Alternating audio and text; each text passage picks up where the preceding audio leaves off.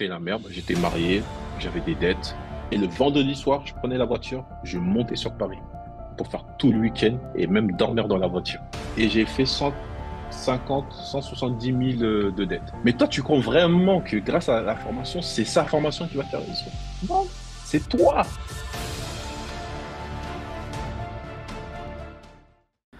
Au cours de ces 10 dernières années, j'ai eu l'opportunité de créer plusieurs sociétés.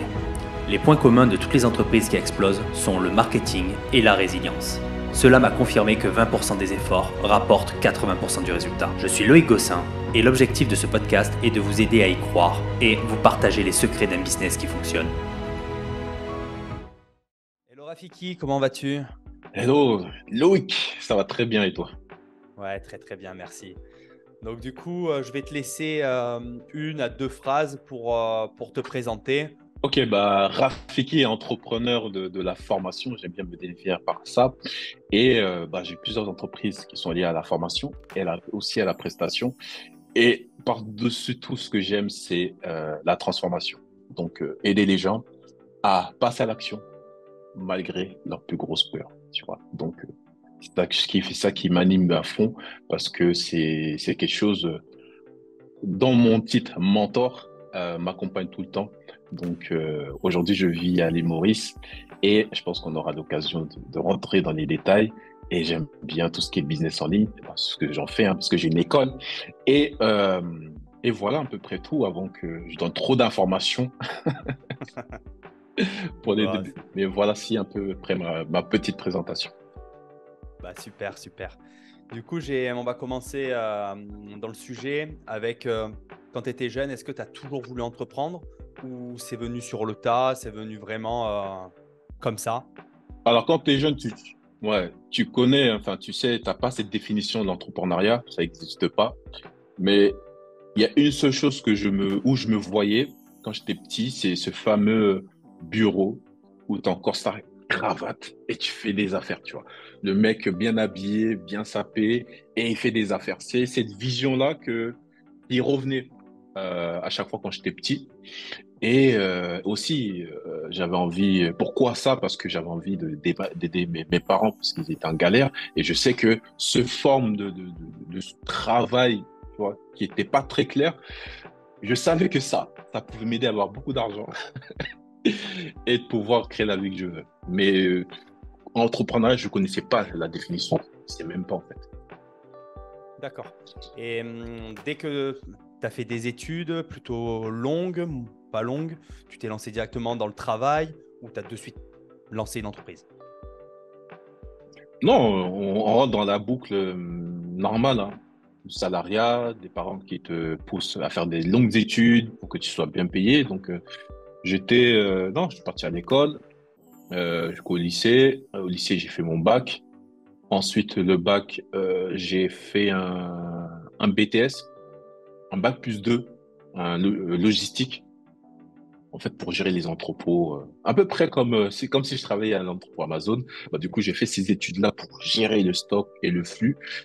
Et ensuite, bah, du coup, je suis rentré dans le bain du salariat. Donc, c'est à peu près le chemin, on va dire, classique que tout parent sur lequel va t'éduquer.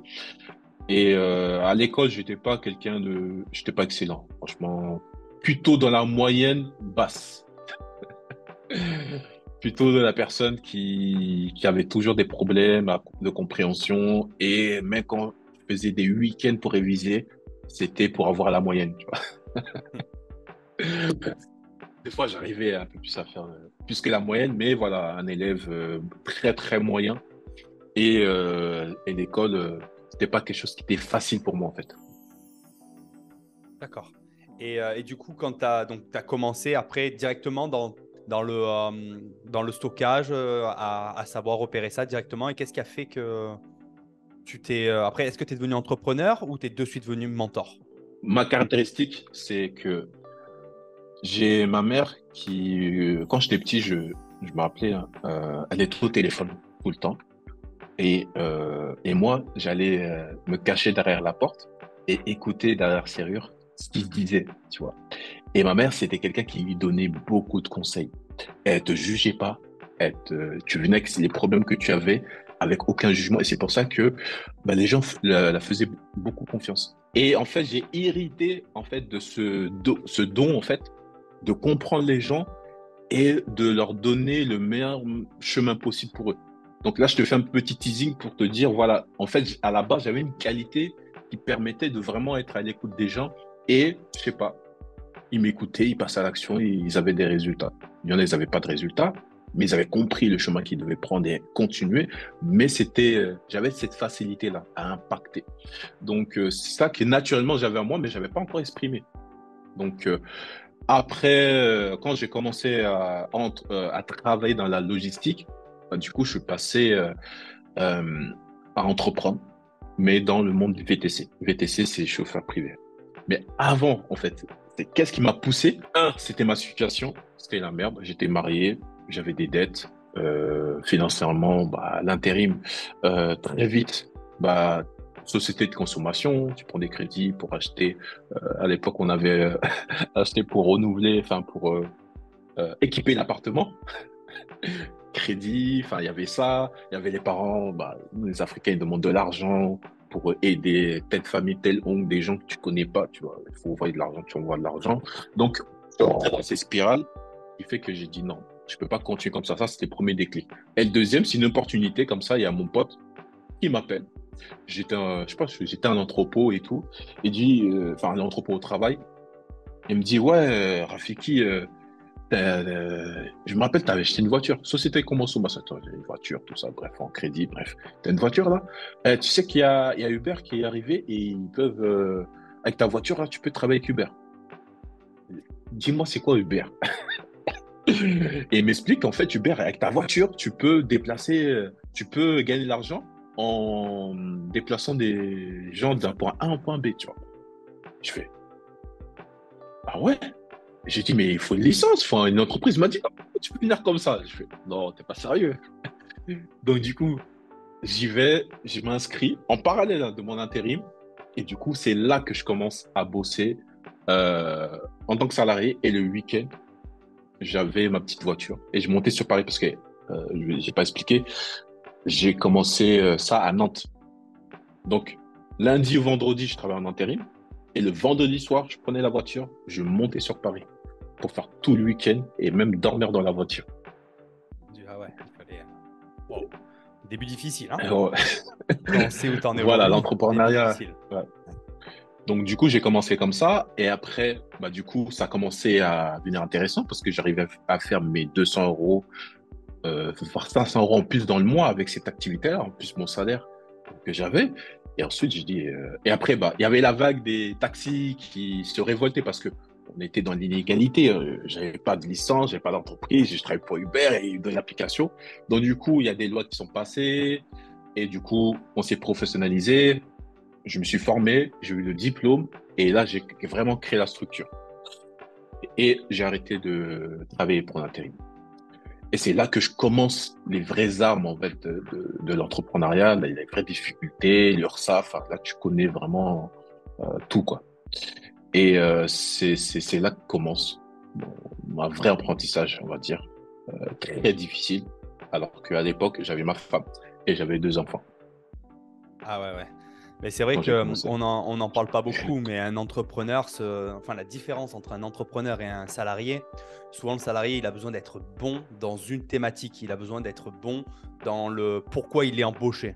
C'est-à-dire que si c'est une personne Ouais. moi, dans mon cas de figure, je le dis souvent, c'est en tant que dans la restauration, un serveur, il doit être bon dans le service. Ça veut dire qu'il y a des sous-catégories, il y a des sous-qualités qu'il faut, hein, être souriant, avenant, quelqu'un qui comprend pourquoi si le client n'est pas content ou pourquoi que le client est content, être actif, bref, plein de choses, être propre, pas mal de trucs. Mais il a vraiment que cet aspect-là, le service. Il doit vraiment, pendant le moment qu'il est là, et c'est que pendant le moment du service, on va dire, il doit être au meilleur dans sa thématique. Alors qu'un patron, souvent, un entrepreneur, il doit avoir plein de casquettes en permanence. Si c'est un patron, moi, dans mon cas, je suis serveur en même temps, je suis le patron de mon restaurant, mais je fais le service. Donc, je dois être autant fort sur toutes les thématiques d'un serveur. Mais à côté de ça, je dois gérer la comptabilité, les courses, les fournisseurs, les ressources humaines entre les employés, enfin, prouver les employés, bref. Voilà, je veux dire, on n'y pense pas, on dit que l'entrepreneuriat, c'est cool, on va gagner des bifs. Non, pas que, enfin, du moins sur certains métiers beaucoup plus simples que d'autres, mais voilà, il y a des moments où l'entrepreneur, comme tu dis dans le VTC, ben, on doit se confronter à beaucoup de thématiques, et surtout en France, beaucoup de thématiques administratives qui sont la galère. Ouais. Bah, grosse galère, mais au début, tu t'en fous un peu. Tu dis non, ça va aller, ça va le faire et tout. T'as l'énergie du début. Tu te dis on va tout défoncer. Et effectivement, tu défonces, mais tu défonces toi-même d'abord pour mieux avancer, quoi. Ouais, carrément. Et Bon. du coup, ta situation Ouais. familiale à ce moment-là, c'était que tu avais 2 enfants, une femme, et tu partais sur Paris faire du VTC pour, euh, pour, pour aller Ah encore pour ouais, gagner plus, pour pouvoir subvenir à leurs besoins, à tes besoins. ouais. Mais c'est ça, c'est la pire chose que tu peux donner à ta femme qui n'est pas, qui a pas ce mindset de dire, purée, je vois pas mon homme. La semaine déjà, il travaille. On a que un peu le soir, mais après, il faut gérer les enfants et tout. Et en plus, le week-end, il n'est pas là. Purée. Le fait qu'elle soit restée, c'est une bénédiction. Parce que je me dis, purée, tu l'as fait subir tout ça, elle est restée quand même. Là, je me dis, ah, t'as la bonne. Hein, parce que là, il y en a plein qui ont, qui auraient abandonné. Hein, Et, parce qu'elle n'a pas signé pour ça. Ouais. et dans ça, et justement, comme tu dis, elle te comprenait, elle te soutenait, ou au contraire, elle te le reprochait un peu au début. Elle te disait, bon, attends, c'est bien mignon, mais voilà, j'ai envie que tu Non, sois là, quoi. au début, il y avait de la compréhension, mais elle comprenait pas totalement parce que peut-être elle n'osait pas avouer qu'elle comprenait pas, mais elle me soutenait, tu vois. Et il y avait des incompréhensions, totalement. Et ça, en fait, ce qui m'a aidé déjà, je pense que son mindset, même si elle connaît pas l'entrepreneuriat, c'est que, en fait, elle me voyait que j'allais de l'avant, tu vois. Et ça, je pense que c'est ça qui m'a sauvé et c'est ça qui l'a rassuré. Parce que si j'étais un branleur et vas-y, putain, je faisais rien, enfin, elle ne voyait pas, elle ne ressentait pas cette sécurité de dire, ah, j'ai un vrai homme qui fait que je sais que quoi qu'elle a, même si personne boulot, le mec, comment je le vois, il va à Paris, il dort dans la voiture. Des fois, il faisait froid. Je laissais allumer le moteur, allumé, et ça te faisait mal à la tête parce que le chauffage, enfin bref, j'en passe les détails. Et il revient, il ramène de l'argent, il me fait plaisir. Non, elle a patienté face à la détermination que j'avais. Je pense qu'elle s'est sentie en sécurité, même si elle ne comprenait pas tout. Et je pense que c'est ça qui l'a aidé à rester et à mieux comprendre au fur et à mesure. Après, moi, j'ai expliqué, attention, hein. J'ai expliqué du mieux que je peux, avec les vocabulaires qui s'étaient compliqués, que moi-même, je venais d'apprendre et très vite, j'ai transféré à madame pour qu'il comprenne. Mais voilà, je pense que c'est ma détermination, l'énergie que je dégageais en mode, le mec, il va tout défoncer, qui a fait qu'elle a dit non, ok, ça me fait chier, mais non, je pense Ouais. que je peux lui faire confiance. Ouais, tu lui as expliqué l'objectif, le pourquoi tu faisais ça. C'était pas Elle le juste, voyait, voilà, au-delà voilà, même de l'expliquer, au-delà même de l'expliquer, elle le voyait. Et je préfère quelqu'un qui ne parle pas, mais qui passe à l'action. Tes actions sont tes meilleurs avocats, tes meilleures personnes qui vont te défendre. Pourquoi? Parce que les actions, c'est des faits. Tu ne peux pas discuter là-dessus. Mais si je te parle, tu peux discuter. Tu peux, non, contredire, argument, contre-argument. Mais les actions, c'est des faits. Il n'y a pas de discussion. Le mec, il est là, il a ce niveau-là. Tu peux parler sur quoi? Il y a les faits qui sont là. Tu vois. Donc, au-delà de l'expliquer, je passais beaucoup à l'action. Et c'est ça qu'elle voyait, c'est mes actions qui parlaient, qui répondaient à ses peurs et qui répondaient à ses interrogations. d'accord. Qu'est-ce qui a fait que tu sois passé du coup de ton entreprise de VTC à Rafiki Mentor?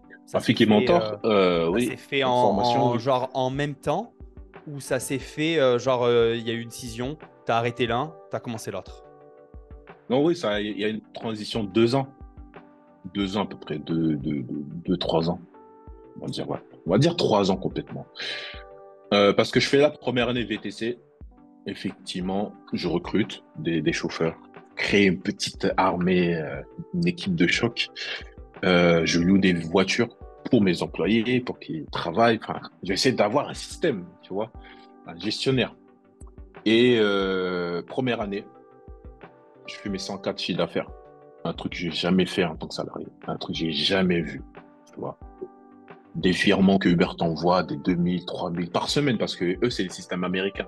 Ils t'envoient tes virements par semaine. Du coup, ça, c'est super, tu gères un peu mieux ta trésorerie. En fait, non, parce que je gérais très, très mal. Et un an, je fais mes 100 cas de chiffre d'affaires, mais je fais 100 cas de dette. Donc, ça fait que tu as perdu 200 000, tu as fait 100 000 et il reste en gros 100 000 de dette. Ouais, voilà, à peu près, tu vois. J'ai fait 100 000 et j'ai fait 150, 170 000 de dette. D'accord. Donc, il me restait à la fin, j'étais à moins 80 et j'étais même parti en redressement judiciaire avec cette boîte. En fait, cette expérience très difficile. En plus, tu as des enfants. T'imagines, tu as lancé ta femme dans l'entrepreneuriat et avoir un an après. Effectivement, en fait, quand à la gestion de tous les jours, tu voyais de l'argent et tout, tu mélanges la poche de l'entrepreneur avec toi, tu fais beaucoup d'erreurs de débutants, tu vois, de débutants entrepreneurs, tu vois, quel que soit ton âge. Et, euh, et à la fin, redressement judiciaire. Le jour où j'ai eu cette lettre, et en plus, le pire, c'est que c'était arrivé vers la fin des un an, et j'ai demandé une aide de l'ADI. Je sais pas si tu connais l'ADI. Non. ADI, en fait, qui aide les entrepreneurs. Tu fais une demande, ils regardent ton dossier, ils peuvent te prêter, je crois, un taux de 10 000 euros à taux zéro. Et moi, j'avais besoin de 10 000 euros pour acheter une voiture parce que les locations me coûtaient trop cher. Et du coup, c'est ça qui a créé cette dette-là. Les chauffeurs faisaient pas assez de chiffres, j'ai payé avec leur sac. Bref, en fait, c'est ça qui a fait l'écart au fur et à mesure. Le cumul, ouais. C'est ça qui a fait l'écart au fur et à mesure. Je- Et comment j'ai su que j'étais en redressement, c'est que j'ai fait la demande pour qu'ils me prêtent 10 000 et j'arrête les locations parce que c'était trop et que j'achète une voiture à 10K qui pouvait faire l'affaire pendant quelques mois. Après, je pourrais racheter. Et du coup, le processus se passe super bien. Et le conseiller, il me dit, ah, bah, pour clôturer ta demande, j'aurais besoin juste ton cabis de moins de 3 mois parce que le cabis que j'avais déposé était dépassé. Il télécharge le cabis et le cabis, il y a marqué en bas, redressement judiciaire. Ça veut dire quoi? Et là, dit, ouais, et là, il dit, désolé, on peut pas te donner le prêt. Je fais, oh. Et là, double claque. Ta société va pas bien. Là où tu avais l'espoir de remonter le truc, ils te disent non. Et en plus, tu es en redressement judiciaire. Tu comprends pas, tu sais, c'est des notions. Ça veut dire quoi? Je vais aller en prison, c'est quoi? Tu vois, tu as peur parce que si c'est la première fois que tu as ce genre d'infos, tu as peur. Et heureusement que j'avais des entrepreneurs autour de moi, enfin, un entrepreneur, mon ami qui était entrepreneur. Et je lui ai dit ma situation, il m'a dit, ah non, t'inquiète. Moi, il y a une avocate qui m'a aidé sur une affaire avec l'URSSAF, tout ça, bah, m'a vraiment aidé. Bah, dit, tiens, je te donne les contacts et envoie-lui ce que tu as reçu. Heureusement que tu as dans ton environnement des entrepreneurs parce qu'après avoir expliqué mon cas à l'avocate, elle m'a dit, hey, t'inquiète pas. Ils vont pas se casser la tête avec 100 cas. Ils vont pas se casser la tête avec 100 cas pour qu'ils aillent directement dans ta vie perso. Il faut vraiment que le juge, enfin bref, elle m'a expliqué un mécanisme qui fait que elle m'a rassuré direct. Elle a dit, les tribunaux s'occupent d'affaires plus gros que ça, tu vois, plus important que ça. Effectivement, il n'y a que l'URSSAF qui peuvent quand même, mais ne t'inquiète pas, s'il y a un truc, on pourra gérer ça. Et c'est là que ça redescend. Et c'est là que tu dis, je me suis pris un mur, mais je suis toujours vivant. Ça a fait cet effet-là. Dire, putain, mais en fait, je suis toujours là. Ok. Est-ce que ça m'empêche de créer une autre société? Elle m'a dit non. Ok. C'est reparti. Bon, je suis pas parti direct, hein. Il y avait une session un peu de calme, de repos, de tout, de trucs. Mais après, je suis reparti.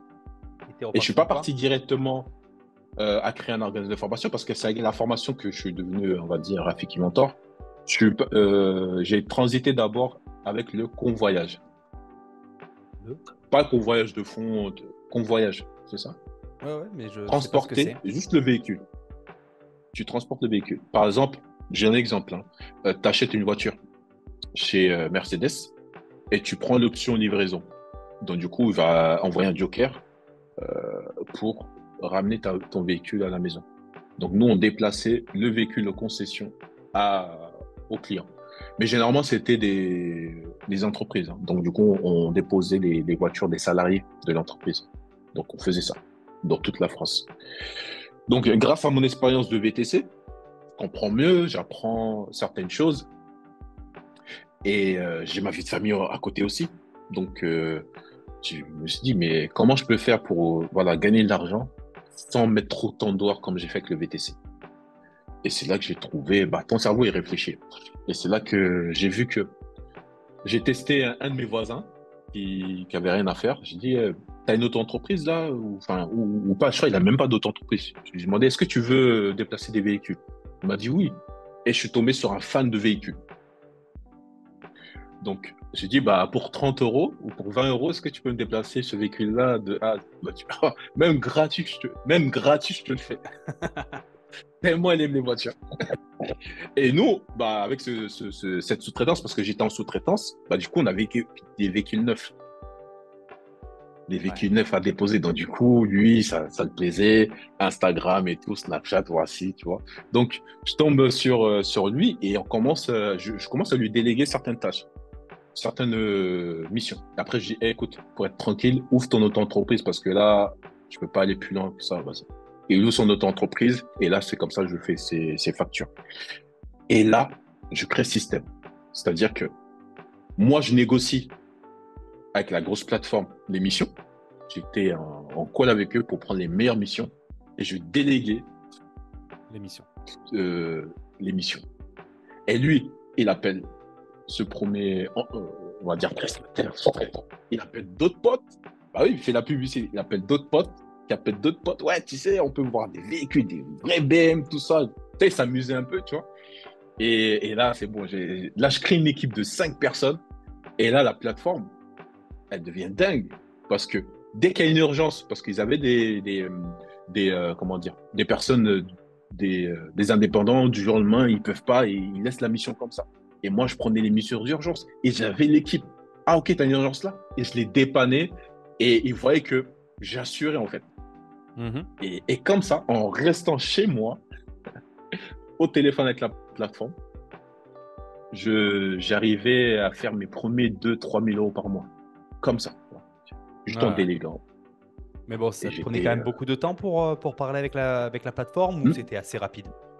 Non, c'est rapide. C'est le matin. En fait, et en plus, il y avait un site. Donc, du coup, je regardais l'émission qu'il y avait sur le site. Et dès que ça m'intéressait, j'avais un petit groupage de trucs, j'appelais. Et des fois, c'est eux qui m'appelaient. Mais c'est pas énormément de temps de téléphone. Ils me disaient juste, vas-y, on t'attribue la mission, elle est là, tac, tac. Et j'envoie les infos au chauffeur. Et elle se fait. Non, je reste à la maison. Et la partie administrative, vu que madame, elle a commencé à goûter l'entrepreneuriat comme ça, j'ai dit, ouvre ton auto-entreprise, je te facture l'administratif. Je te donne 10 euros par dossier. Elle dit, 10 euros par dossier, ok. Et du coup, je crée un petit système. Tranquille. Et je suis chez moi et je génère du cash et c'est voilà, un petit système. Et donc, du coup, c'est là la transition. Et qu'est-ce qui s'est passé après? Donc, tu l'as toujours cette entreprise ou tu l'as arrêté aussi? Non, non, non. En fait, c'est grâce à ce système-là. C'est là que j'ai eu du temps à réfléchir à ce que je voulais faire. Parce que c'est pas ça. Hein. Moi, je ne vais pas conduire des voitures tout le temps. Avec l'expérience du VTC, ça y est, j'en avais marre de rester tout le temps sur la route. Hein. Donc, je m'intéresse à la formation. Je m'intéresse aux organismes de formation. Comment on peut aider des personnes à retrouver du travail. Je m'intéresse à ça. Donc, du coup, ce business-là me permet d'avoir beaucoup plus de temps pour avoir plus d'informations sur ça. Et du coup, en parallèle, je crée mon premier organisme de formation. Pendant que j'avais les courses que je déléguais, ce business du convoyage, là, je mettais mon premier organisme de formation en place. Et cet organisme de formation, ça parlait justement d'entrepreneuriat. Général. Oui. Oui. Pas dans le VTC ou dans le covoiture, Non, c'était général. Non, ouais, c'est Ouais, c'était général parce que les personnes que j'avais recrutées, ils savaient que j'avais cet échec-là. Et ils savaient que j'avais créé une société. Et du coup, ils venaient me voir et me dire, ouais, comment faire pour faire ça, comment faire pour faire ça, ou comment faire pour éviter cette erreur que tu as fait. En fait, c'est là que j'ai eu un peu le déclic d'aller m'orienter vers la formation parce que je me dis, mais on me demande des infos là, on me demande des infos là, et j'en ai marre. Comment je peux faire en sorte de donner toute l'info et que je gagne quand même de l'argent? Parce que là, je faisais gratuitement, putain, je donnais, tu Ouais, vois, ouais. je m'en foutais. Mais j'ai dit, mais comment je peux faire pour que je donne l'information à tout le monde en même temps? Parce que à chaque fois, je répète des réponses et tout, ça me fait chier. Et c'est là que ça m'aide à aller dans ce business. Et tout naturellement, je crée une première formation dans l'entrepreneuriat. C'est ce que je connaissais et c'est l'erreur d'apprentissage. Enfin, c'est cette expérience où j'ai fait beaucoup d'erreurs qui me permettait de donner beaucoup en fait aux personnes qui allaient rentrer dans ce chemin-là. Et cet organisme de formation, donc tu l'as fait en ligne, c'est une formation en ligne que tu as mis en place? Ou Non, c'était non, au début, non. du one-to-one? Au début, c'était one-to-one. Je me déplaçais chez mes clients ou ils venaient chez moi à la maison. Ouais. Et Et c'était, après, hmm, pardon, c'était via les CPF, c'est ça que tu ils non, pouvaient, même pas non? le CPF, Ah, ça d'accord, n'existait même pas. La version du CPF qu'on connaît aujourd'hui n'existait pas. d'accord. Donc en gros, ils venaient, ils Donc là, c'est payaient. deux choses. Donc Ouais, ils ils payaient soit de venaient, leur poche ou soit il y avait un autre financement d'accord, ok. qui n'était pas le CPF. Voilà. Et ça faisait un bon Donc, je complément. commence comme ça. Ah oui, tu vois directement la différence. Je dis, purée, attends, je me casse la tête avec le convoyage. Ok, ma marge, elle est bien. Non, pas ma marge. Le temps que ça me dégage, il est super. Mais en termes de marge, pour scaler, c'est pas. Si, j'avais une stratégie, mais en fait, ce monde-là m'intéressait pas en réalité. J'avais des solutions pour aller scaler, aller dans du poids lourd et faire du convoyage de gros et tout. Enfin, ça, c'était le next level, tu vois. Mais c'était pas ça qui m'intéressait. Je commence seul, one to one, et très vite, hein, c'est un espace de 4 6 mois à créer ma salle de formation. Vraiment, j'avais une salle. On a prospecté des personnes qui étaient intéressées pour l'entrepreneuriat. Moi, j'avais une petite équipe de convoyage. Donc, du coup, je leur proposais à eux, OK, est-ce que tu veux faire comme moi? Est-ce que tu veux faire le business du convoyage? Bah, du coup, attention, forme-toi avant que tu fasses ça. Donc, c'était très facile à vendre parce que moi aussi, ils avaient cette confiance-là où moi-même, je leur donnais du taf. Donc, ils avaient cette confiance que voilà, la formation sur laquelle ils vont là et qu'ils allaient investir, ils allaient vraiment apprendre beaucoup. Et en plus, sur le gâteau, ils n'avaient pas besoin d'investir parce que moi, j'avais la solution pour financer la formation. Donc, offre irrésistible, tu vois. Ouais, ouais, Ils carrément. apprennent Ouais. quelque chose et c'est financé par une autre entité qui n'est pas le CPF. Et du coup, c'est là que je commence vraiment le vrai gros business de la formation avec des classes de 20 personnes par mois à Nantes et à Paris. Parce qu'on ouvre Nantes, on fait 2 premières sessions et après, boum, on ouvre directement Paris. Bah, avec mon associé enfin, mon ami qui m'a donné l'opportunité de VTC, bah, du coup, c'est comme si j'avais rendu l'appareil. Et du coup, je propose cette opportunité-là. Boum, il investit. Il me passe mes 6 000 € pour que je prenne la première, je loue la première salle et tout. Et on fait le premier test. En une session, je rembourse 6 000 €. En une session de formation, je rembourse 6 000 € et après, je dis, vas-y, t'es à Paris, vas-y, on ouvre une salle là-bas. Et du coup, Paris, c'est un vivier énorme. Et du coup, là-bas, non, à Nantes, on était à 10 élèves par mois et à Paris, on était 20, 30. C'était n'importe quoi. Tu vois, très vite, bouche à oreille, ça va très vite. Et en plus, la formation, que ça soit en ligne ou comme ça, la marge est beaucoup plus grande. Voilà, il y a la salle à prendre et après, pas de. Il y a les formateurs à payer. Attention, il y a les formateurs. En fait, dans le truc, c'est les formateurs les plus chers, on va dire. D'accord. Ah, La salle, ça dépend aussi. Oui, d'accord, tu oui. prenais Attention. des formateurs, c'était Euh, pas tout toi. non, tout n'était pas moi. Moi, j'aimais bien la partie motivation, la partie un peu vente et tout. Des fois, c'est des modules que j'animais, mais j'aime bien la partie mindset. Et non, Au début, la toute première, le tout premier test où il m'a prêté de l'argent pour créer la salle, c'est moi-même qui l'a fait. Et même ça, j'ai pas fait tout le module parce que c'est une formation qui durait 1 mois. Et j'ai les modules, créer site internet, tout ça, je l'ai délégué à un webmaster directement. Je dis non, je peux pas faire. Combien tu es prêt à faire ce boulot? Il m'a dit le tarif, je suis OK, vas-y, tiens. Et il y a Et il l'a là, fait. en t'entendant, il y a Hmm. une question qui me vient de suite, c'est que j'ai remarqué, Vas-y, li- vas-y. limite, dès ton premier business, tu as de suite su comment déléguer en permanence ou de suite su embaucher des gens, ne pas avoir peur de l'embauche de gens pour pouvoir en gros te libérer du temps, te libérer voilà, certaines choses et avoir cet effet de levier sur quasiment tous tes business, même si le premier n'a pas marché parce que les dépenses Ouais. étaient trop élevées. Mais de suite, tu as su prendre du Je monde. gérais Hop, mal aussi.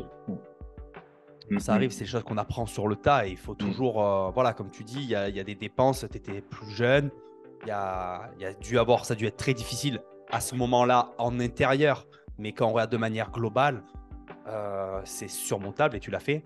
Mais de suite, déléguer, ça souvent c'est un problème que beaucoup de personnes T'as ont. peur, ouais. C'est la peur de Hmm. déléguer ou que ça coûte trop cher ou voilà, comme tu dis, ça coûte de l'argent. Soit tu prends les formateurs, ça te coûte une certaine somme. Il y en a qui se disent, bon, ben, tu sais quoi, je vais prendre, je sais pas, 3 semaines, je vais apprendre le module et je vais le faire moi-même. Alors qu'au final, ils n'apportent pas vraiment de valeur ajoutée parce que ce n'est pas leur domaine. Ils, ils piochent là, là, là, ils rejettent tout et ils espèrent vendre ça. Alors que toi, tu as Hmm, pris hmm, des hmm. personnes spécialisées dans cette thématique-là et ça va donner une vraie valeur parce que la personne, elle a la théorie et elle a la pratique. Oui, c'est ça. Et même la première session, je l'ai fait moi-même.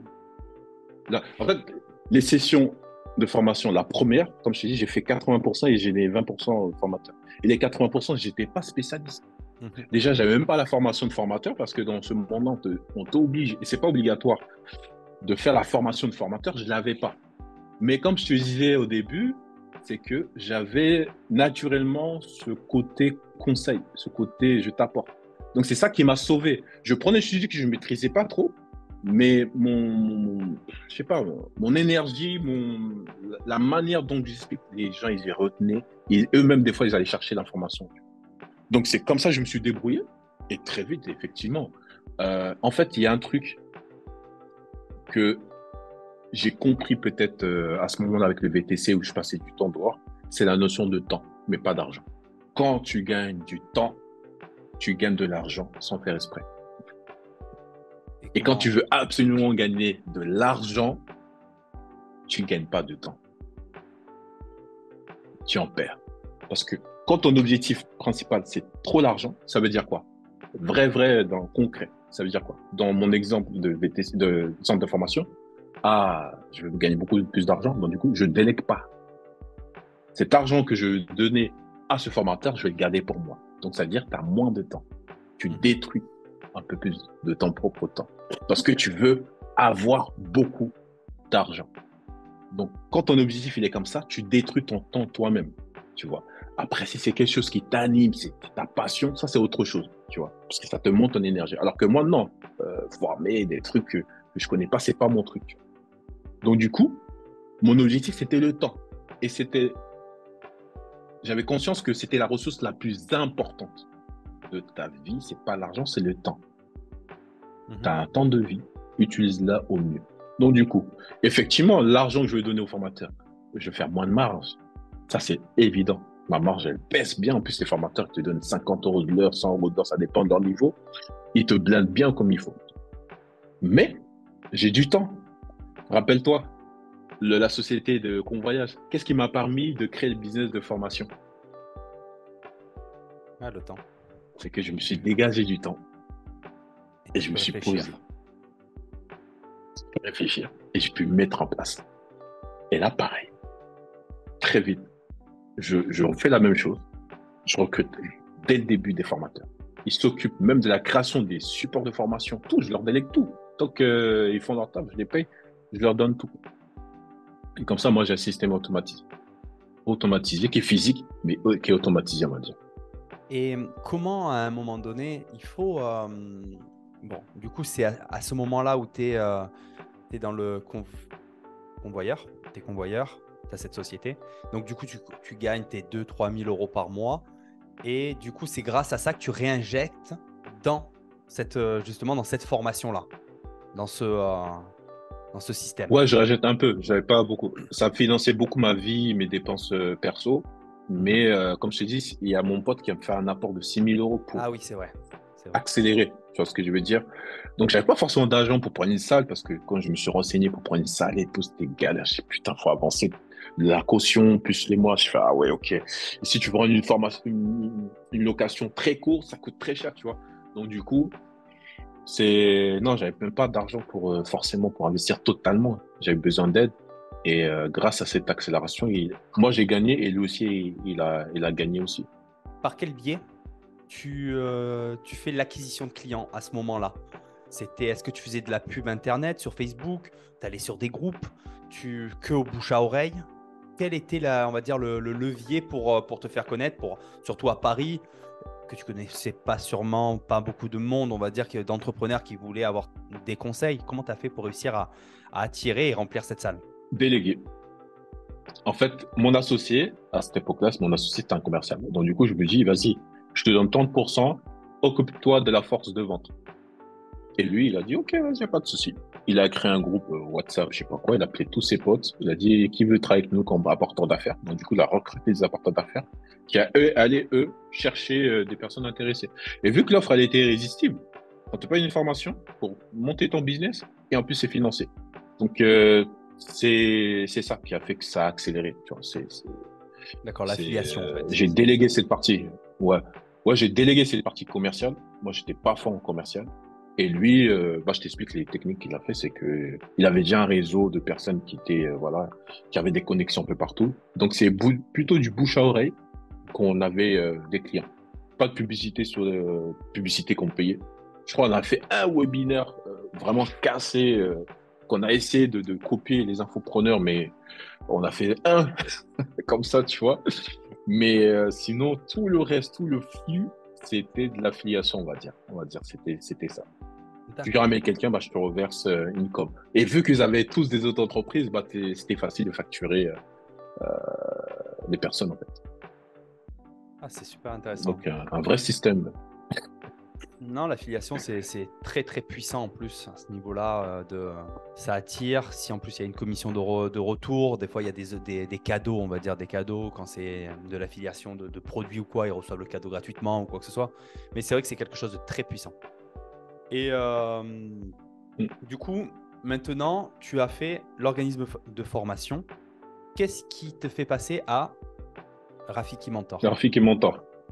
Rafik et Mentor n'est pas très éloigné de la formation, mais c'est grâce à ça. C'est grâce à cette expérience de formation qui m'a fait aller. Qu'est-ce qui a fait que j'ai eu des déclics? C'est les avantages des formations prises en charge. Parce que, comme moi, j'aime bien anticiper les choses, je me suis posé la question, mais si demain l'État il dit que c'est fini, il n'y a pas de prise en charge, ton business, il est comment? Je dis, ah ouais, s'il n'y a plus de prise en charge, ça va être difficile parce qu'on est habitué à ça, on connaît que ça, et du jour au lendemain, ça va être très vite.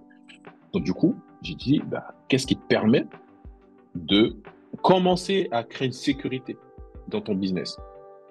Et quand je regardais sur Internet l'infoprenariat, le personal branding, des trucs comme ça, tu crées ta formation et tu apprends à vendre et que les gens ils payent cash sans les financements, c'est là que j'ai créé Rafiki Mentor. J'ai connecté avec mon personnage de vieux singe parce que j'étais catalogué de ça depuis mon enfance, de personnes qui a toujours le sang-froid malgré les situations chaudes. J'ai toujours calme.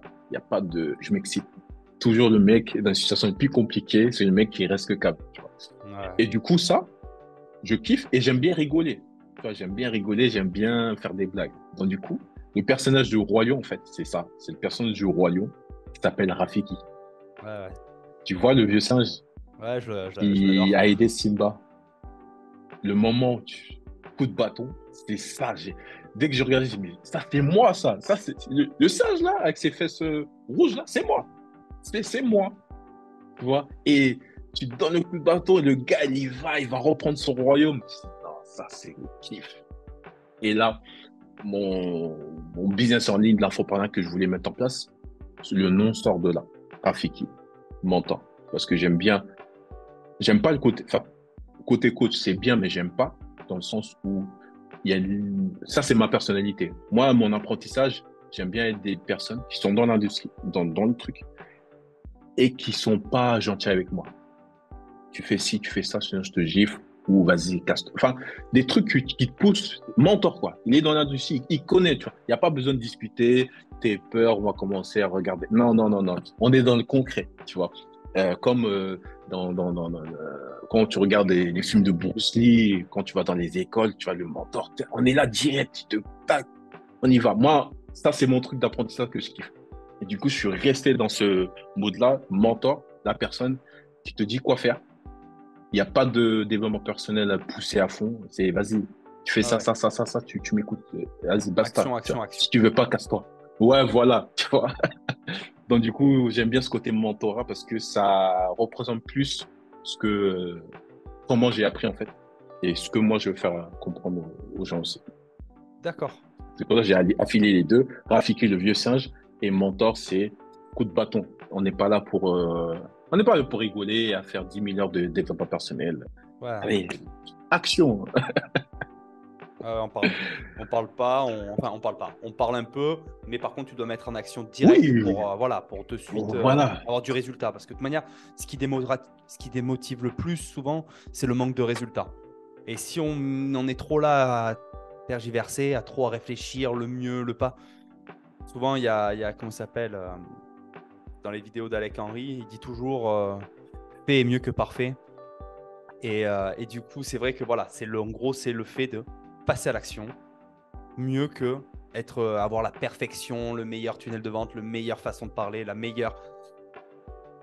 mieux. Non, fais quelque chose, mets en place, répète, répète et t'apprends et tu verras qu'à un moment donné, ça peut que marcher. Ah, je suis tout à fait d'accord avec lui. Les théoriciens de l'infopreneuriat, les théoriciens qui connaissent 10 000 livres, ils connaissent tout, mais ils savent rien en fait en réalité. Parce qu'il n'y a que l'action qui va consolider ton apprentissage ou apprendre mieux. Mais si tu as une bibliothèque dans ta tête, tu connais. Parce que moi, je suis tombé, j'ai formé plus de 500 élèves. Hein. J'en ai vu passer. Hein. Des gens, ouais, t'inquiète, je connais Robert Kiyosaki. Il connaît encore mieux que moi, tu vois, encore beaucoup plus de choses que moi. Je dis, waouh, c'est une bibliothèque de savoir. Mais c'est une bibliothèque de savoir, mais il y a 0 dans son compte. Ah, mais de toute manière, c'est clair. C'est clair. Ceux qui t'apprennent comment, dans les lycées, tout ça, comment être financièrement libre ou quoi que ce soit, quand tu les écoutes, ben, en fait, ils sont CDI à l'école, ils gagnent 2000 euros, mais ils veulent t'apprendre à l'entrepreneuriat. Et à côté de ça, toi, tu leur dis, mais.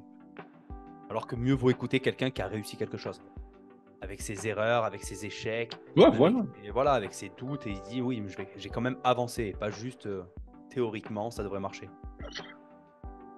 Mm. Et vu que je baigne dans le mentorat, et j'ai vu plein de choses passer. Et je sais pas, les gens, je sais pas, j'ai l'impression que la vie, elle est trop facile. Tu vois, parce qu'il y a trop de confort. Il y a trop de confort. Parce que ils vont se trouver des excuses. Oui, le formateur n'est pas bien. Oui, la formation n'est pas bien. Il manque ci, il manque ça, il manque ci, il manque ça. Moi, j'ai créé mon organisme de formation. Déjà, j'ai pas acheté de formation. Moi-même, j'ai fait. Je passe à l'action. J'ai eu des refus, hein, parce qu'il y a plusieurs étapes, mais j'ai recommencé.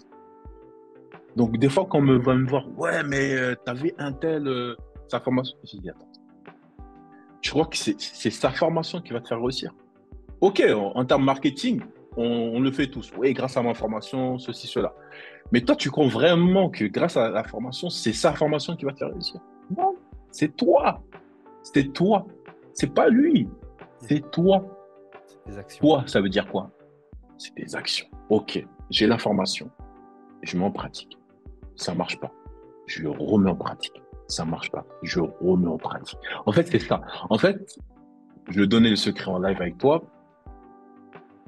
Les formations, la vraie formation commence quand la formation se termine. La vraie formation commence quand la formation se termine. Ah ouais. C'est pas pendant la formation. Ah ouais.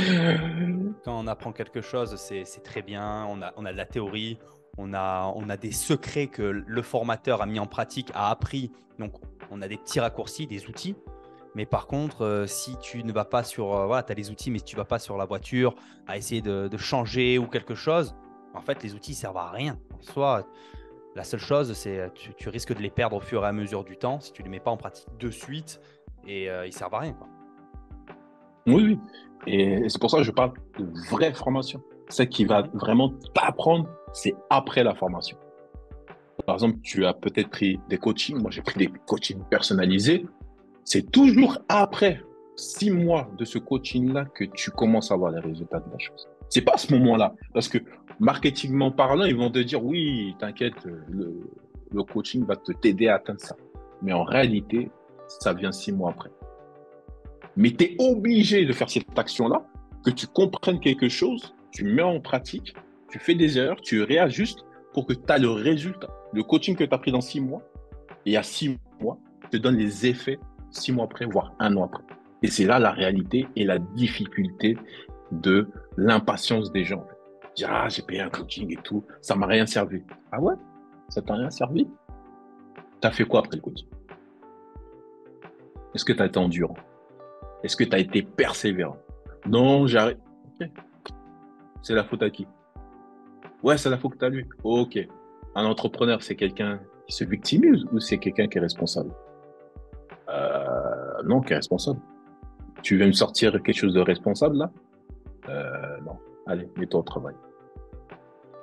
Ah ouais, c'est vrai. Point. Ouais, il n'y a pas de manière. On a beau se dire, c'est toujours la personne en elle-même qui doit passer à l'action, réparer ses problèmes. Les problèmes ont toujours des solutions, c'est à lui de les trouver maintenant. Donc, on a beau aller chercher ailleurs l'information pour peut-être nous aider à résoudre le problème, mais c'est nous qui devons le résoudre. Et tu sais quoi, le pire, Loïc, c'est que pour avoir pris des coachings, pour avoir pris des trucs et tout, mais des fois, tu te dis, purée, j'ai payé un coaching pour qu'il me fasse voir que la solution, elle était sous mon nez. Moi, j'étais là, regardez là-bas. Ou à mettre des Et en œillères. fait, il m'a fait voir, en fait, voilà. Et là, il me dit, la solution, elle est juste là. Tu as effectivement raison, et ça, je te rejoins. Souvent, la solution, elle n'est pas très loin de toi. C'est juste toi que tu l'as vu, mais tellement tu la prends banalement, tu dis non, non, ça peut pas être ça, que tu vas te chercher plein de possibilités, te rajouter des stratégies qui vont juste alourdir ton business, qui font qu'en fait, non. Et souvent, la solution n'est pas de rajouter quelque chose, c'est de supprimer quelque chose. Et c'est là la vraie douleur. Le vrai challenge. Je vais te dire un truc. Là, ce que tu dis, c'est ce qui nous est arrivé la dernière fois quand on a fait le coaching ensemble. Ah ouais? Ben, c'est bête. Okay. J'avais tout, en fait. J'avais tout. J'avais déjà créé la formation dans mathématiques. J'avais créé tout et tout et tout. Et à côté de ça, et je te disais, putain, mon produit, je perds de l'argent. Je perds de l'argent avec mon produit, avec l'envoi, le prix des objets, tout ça. Je perds de l'argent. Et à côté de ça, en coût marketing, je veux rajouter la formation gratuitement dedans pour vendre plus de produits. Et grâce à cet effet, avoir plus on va dire de box à vendre et aller voir les fournisseurs en leur disant bon, voilà, maintenant Les marques, ouais. je sais pas, voilà les marques, j'ai autant de box, maintenant vous allez me faire des prix cohérents avec ce que j'ai besoin pour aller chercher quelques centimes ou quelques euros de plus sur ma box. Et en parlant, tu m'as dit mais arrête tes conneries. Tu m'as dit juste vends ta formation. Simplement, elle est à 100% de marge. Et là, j'ai dit mais c'est vrai. C'est vrai. Et souvent, en plus, c'est le problème, en fait. C'est vends la formation et limite, ta box, tu l'offres dedans, limite. Mais ta formation, elle vaut plus cher que ta box, limite. Et donc, du coup, bon, bref. Donc, voilà, le problème était là. La solution était juste là, mais je voulais mettre une petite hier en me disant non, non, non, je suis parti dans cette voie. Aujourd'hui, il faut que je m'y tienne. Et là, j'ai totalement changé. Là, on est en train de changer tous les tunnels de vente. On est en train de faire tout le truc. Et normalement, d'ici la semaine prochaine, on envoie tout. On envoie la boîte et les clous. Donc oui, non, ce que tu dis est réellement vrai. Il a fallu une conversation pour changer tout le business en fait et mettre en pratique. Ouais, et c'est pas de. Tu vois, je t'ai pas rajouté une nouvelle stratégie. Non, non, non. Ça, je rajoute pas. Et souvent, c'est ça. Et les personnes qui nous écoutent, qui sont entrepreneurs et qui viennent de démarrer, je vous annonce une mauvaise nouvelle. Certainement, et c'est quasiment sûr, ce pro business que tu vas mettre en place, c'est pas celui-là qui va te rapporter l'argent que tu veux. Ça, c'est vrai. Sûr à 100%. Ouais, on Bon, a un il plan. peut y avoir On a un 1% plan. sur Terre, tu vois. Ouais. Ouais. On a un Mais le plan, mais plan, il se passe pas comme prévu. au bout de 5 ans, c'est même plus le même business. C'est vrai. Bon, regarde, je suis passé du VTC à être entrepreneur d'une école de vente. Ouais, ouais. Et moi, dans ma situation, je suis passé de vendeur de CBD il y a encore quelques années à Ouais, faire faillite là, on va dire dans le ouais. business en ligne parce que j'ai d'autres faillites, d'autres en physique, hein, mais Ouais, t'as à, d'autres apprentissages, ouais. à vendre des box dans l'univers du tennis et en plus de ça, maintenant à me lancer dans la formation de tennis. Donc ouais, non, c'est clair, on sait pas ce qui va se passer. Non, Et on sait pas. autant, Tu t'adaptes. Non, voilà, c'est vrai. donc action, Aujourd'hui, action, action. Vas-y, vas-y. aujourd'hui, donc combien t'as généré Rafiki Mentor et la formation Si tu parles vraiment, ouais.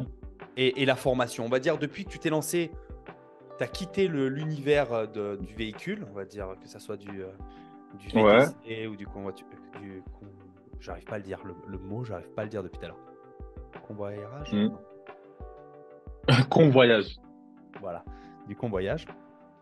Donc, quand tu as quitté cet univers-là et que tu es passé sur de la Hmm. formation et sur du mentorat,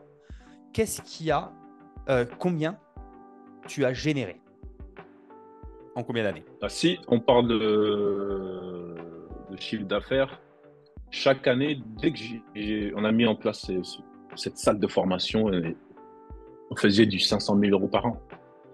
En 2 années cumulées, ça fait 1 million. Après, bah, il y a le Covid qui est passé, il y a une restructuration, bref. J'ai fait à peu près, pareil, 400 000 euros après. Et ensuite, Rafiki Mentor, école de vente, là, c'est un nouveau projet. Donc là, je n'ai pas fait beaucoup. Je vais avoir peut-être une vingtaine d'élèves. Enfin, non, trentaine d'élèves sur cette formation-là. J'en ai pas énormément, mais c'est un projet de cœur. Mais en moyenne, je faisais à peu près 500K de chiffre d'affaires.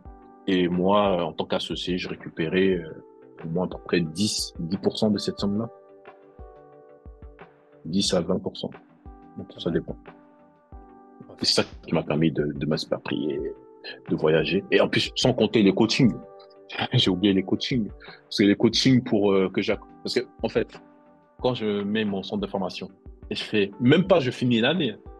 Et t'as des potes qui viennent te voir, qui disent, ah, ton truc là, ça a l'air de bien marcher, hein. Parce que ça parle, tu vois, dans le quartier et Ah ouais. tout. Et du coup, les personnes disent, eh, bah, ça coûte combien pour que je monte un centre? Ok, ça coûte 10 000. À l'époque, je faisais à 15 000 euros l'accompagnement. Ah ouais, On c'est pas mettait ton évident. centre de formation de A à Z. T'en as 4-5 qui te font, ça te fait un petit double de revenus, quoi. Voilà, et ça, j'avais en plus cette partie qui me prenait pas trop de temps. En fait, pareil, le même système. Je prenais, il y avait un coaching parce qu'ils aimaient bien me voir, parce que je parle bien et tout, je motive. Et après, toute la mise en place, je déléguais ça à ma femme et avec une autre personne administrative. Je leur donnais leur argent, allez, montez ce centre. Tac, tac, tac. Dès qu'il y avait des gros problèmes, bon, j'ai vu que j'avais un peu plus d'expérience, je regardais, je les aidais, mais sinon, la mise en place administrative de ce centre, je n'y touchais pas. 100% délégué. Donc, D'accord. je vendais ça entre 10 et 15 000 euros. Et voilà, tu as 2-3 clients, tu as déjà 20K, 30K dans l'année qui rentrent et qui ne te demandent pas trop d'efforts que ça. Donc, Et avec Rafiki tu... Mentor, tu sais quoi tes formules? Je veux dire, s'il y a quelqu'un un jour qui veut rentrer, c'est quoi? Là, C'est- aujourd'hui, comme je t'ai dit, j'ai identifié quelque chose qui m'a fait mal, c'est la vente. Parce que dans mon expérience, c'est que Uber, ils me donnaient des clients. C'est eux qui vendaient. Mon associé, à un moment donné, on s'est séparés, mais c'est lui qui m'a ramené des clients. Je ne savais pas vendre. Du coup, à un moment donné, j'étais dans la merde parce que moi-même, je ne savais pas vendre. Du coup, j'ai acheté des formations. J'ai fait aussi confiance à Rémi. Tu connais Rémi Jupil. J'ai appris. Et Il là, était sur tu vois, cette chaîne. ça m'a encore plus aidé. Voilà. Et en plus, je prends des formations sur closing. En fait, je me forme moi-même d'abord. Et grâce à cette douleur, je dis non, mon école de formation doit être sur la vente. Donc, du coup, moi, ce que je propose de manière principale, c'est qu'on te forme pour devenir un expert de la vente. Et ensuite, derrière, on te donne du travail. Et ça, c'est mon école de formation qui s'appelle Asker Academy. Donc, il y a ça. Après, c'est pas vraiment officiel, mais j'ai toujours mes prestations de création d'organismes de formation. Bon, ils peuvent aller sur archifementor.com. Ils ont des prestations que je propose, mais c'est pas le cœur, en fait, que je mets en place. Là, c'est vraiment cette école que je veux développer et qui me tient à cœur parce que je sais que l'entrepreneur a besoin de vendre et le salarié a besoin de vendre. C'est la compétence. En fait, si tu n'as rien à faire dans ta vie, tu es un jeune, tu ne sais pas quoi faire, ou tu es salarié, tu ne sais pas dans quoi faire cette transition, cette reconversion, apprends à vendre. Tu feras tout. Apprends à vendre. Après, si dans le chemin, tu as un domaine précis ok, je me suis découvert une passion. Mais vu que tu sais vendre, tu vas rentrer dans le truc, commence par les commerciaux là-bas, tu vas faire du cash directement et toutes les entreprises cherchent à croître leur chiffre d'affaires. Ce qui veut dire, ils vont mettre l'argent dans ce qui font croître leur chiffre d'affaires. D'où les commerciaux, les closers, les business développeurs. Moi, j'aime bien appeler business développeur. Donc, c'est une formation pour que tu deviennes business développeur. Et du coup, moi, direct, je te donne du travail. Direct. On t'évalue, on te donne une certification interne. Avec cette certification interne, travail garanti. Travail garanti. Et aujourd'hui, là, oui. Oui, pardon. Non, mais j'allais dire juste, et pour toi, une stratégie pure et dure de vente, ça consiste à quoi? Par exemple, pour un gars, il vient te voir et te dit, voilà, moi j'ai un produit et j'aimerais vendre ce produit sur Internet. Qu'est-ce que c'est la stratégie idéale? De débutant ou il a avancé? Bon, s'il pose la question, c'est qu'il est débutant, on va dire. Ouais, je pense. Je te donne mon cas, oui. Débutant. Débutant, en fait, quand tu es débutant, il ne faut pas se casser la tête avec les 10 000 stratégies qu'il y a sur Internet. Tu vas à l'essentiel. C'est-à-dire, OK. En fait, tu prends le problème à la fin. OK. Pour générer une vente, là, tout de suite, qu'est-ce que je dois faire? Faut bien que je le présente à quelqu'un. Sinon, il n'y a pas de transaction. OK. Pour générer cet entretien avec une personne très intéressée, qu'est-ce que je dois faire avant? OK. Je dois en parler peut-être à 10, 20 personnes parce que tout le monde ne va pas accepter ce rendez-vous-là. OK. Pour avoir ces 10 contacts dans la journée, qu'est-ce que je dois faire chaque jour qui me permet de générer ces 10 contacts, qui va me générer un entretien et qui va me générer une vente. C'est ça en fait. Simple. Pas la peine d'investir. Là, je parle vraiment pour les personnes qui n'ont pas les moyens, tout ça. Pas la peine d'investir dans des outils grave. Tu descends chez toi. Toc, toc, toc. Est-ce que tu es intéressé? Tes amis. En fait, t'appelles. En fait, à la manière, tu bricoles. Franchement, bricole. Tu bricoles à la manière physique ou tu bricoles à la manière réseau social, tu vois, à la manière en ligne. En ligne, c'est quoi? C'est très vite réseau social. Tu contactes, tu parles avec des gens, tu peux en contact. Est-ce que tu es intéressé? À un moment donné, tu vas voir que plus tu fais un certain nombre, plus tu sauras que certain nombre va donner tant de résultats de rendez-vous et plus ce résultat de rendez-vous va te donner cette vente-là. Donc, vraiment simple, pas trop se compliquer la tête avec des stratégies de tunnel de vente, parce que je vais t'expliquer, moi, quand j'ai créé ma chaîne YouTube, peut-être ça fera une transition, et j'avais pas de tunnel de vente. Tu sais, j'ai fait quoi? J'ai enregistré mon écran et j'ai expliqué avec ma tablette comment j'ai fait les 500K. Vraiment à l'arrache. Et après, prise de rendez-vous. et j'ai mis ça sur ma chaîne. J'avais 300 abonnés.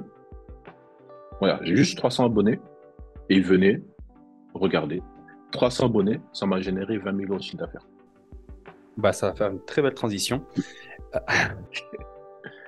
Donc, va à la manière simple, n'investis pas franchement dans la pub, va à la main. C'est vraiment, va chercher les personnes à la main et chaque jour, fais un nombre de prises en contact manuelles.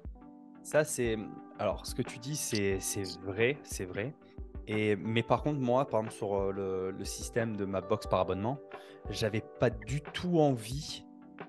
Je n'avais pas du tout envie de faire de façon physique, réellement physique, prendre du temps physique, avoir. Ou manuel, Voilà, ouais. je me comprends dans le sens où j'ai pas été traumatisé, mais avec mon restaurant, j'en ai un peu Ah oui. marre de devoir toujours voilà. En fait, j'ai fait un traumatisme, je pense, là-dedans, en mode j'ai envie d'un truc où ça se passe automatiquement. En fait, alors c'est pour ça que moi, dans ma tête de la stratégie, après avoir lu donc le livre de Rémi, Le avoir un livre. peu, voilà, un peu regardé pas mal de vidéos, on va dire, je me suis cantonné à 3 personnes dans le marketing qui marchent, voilà, qui ont bien marché.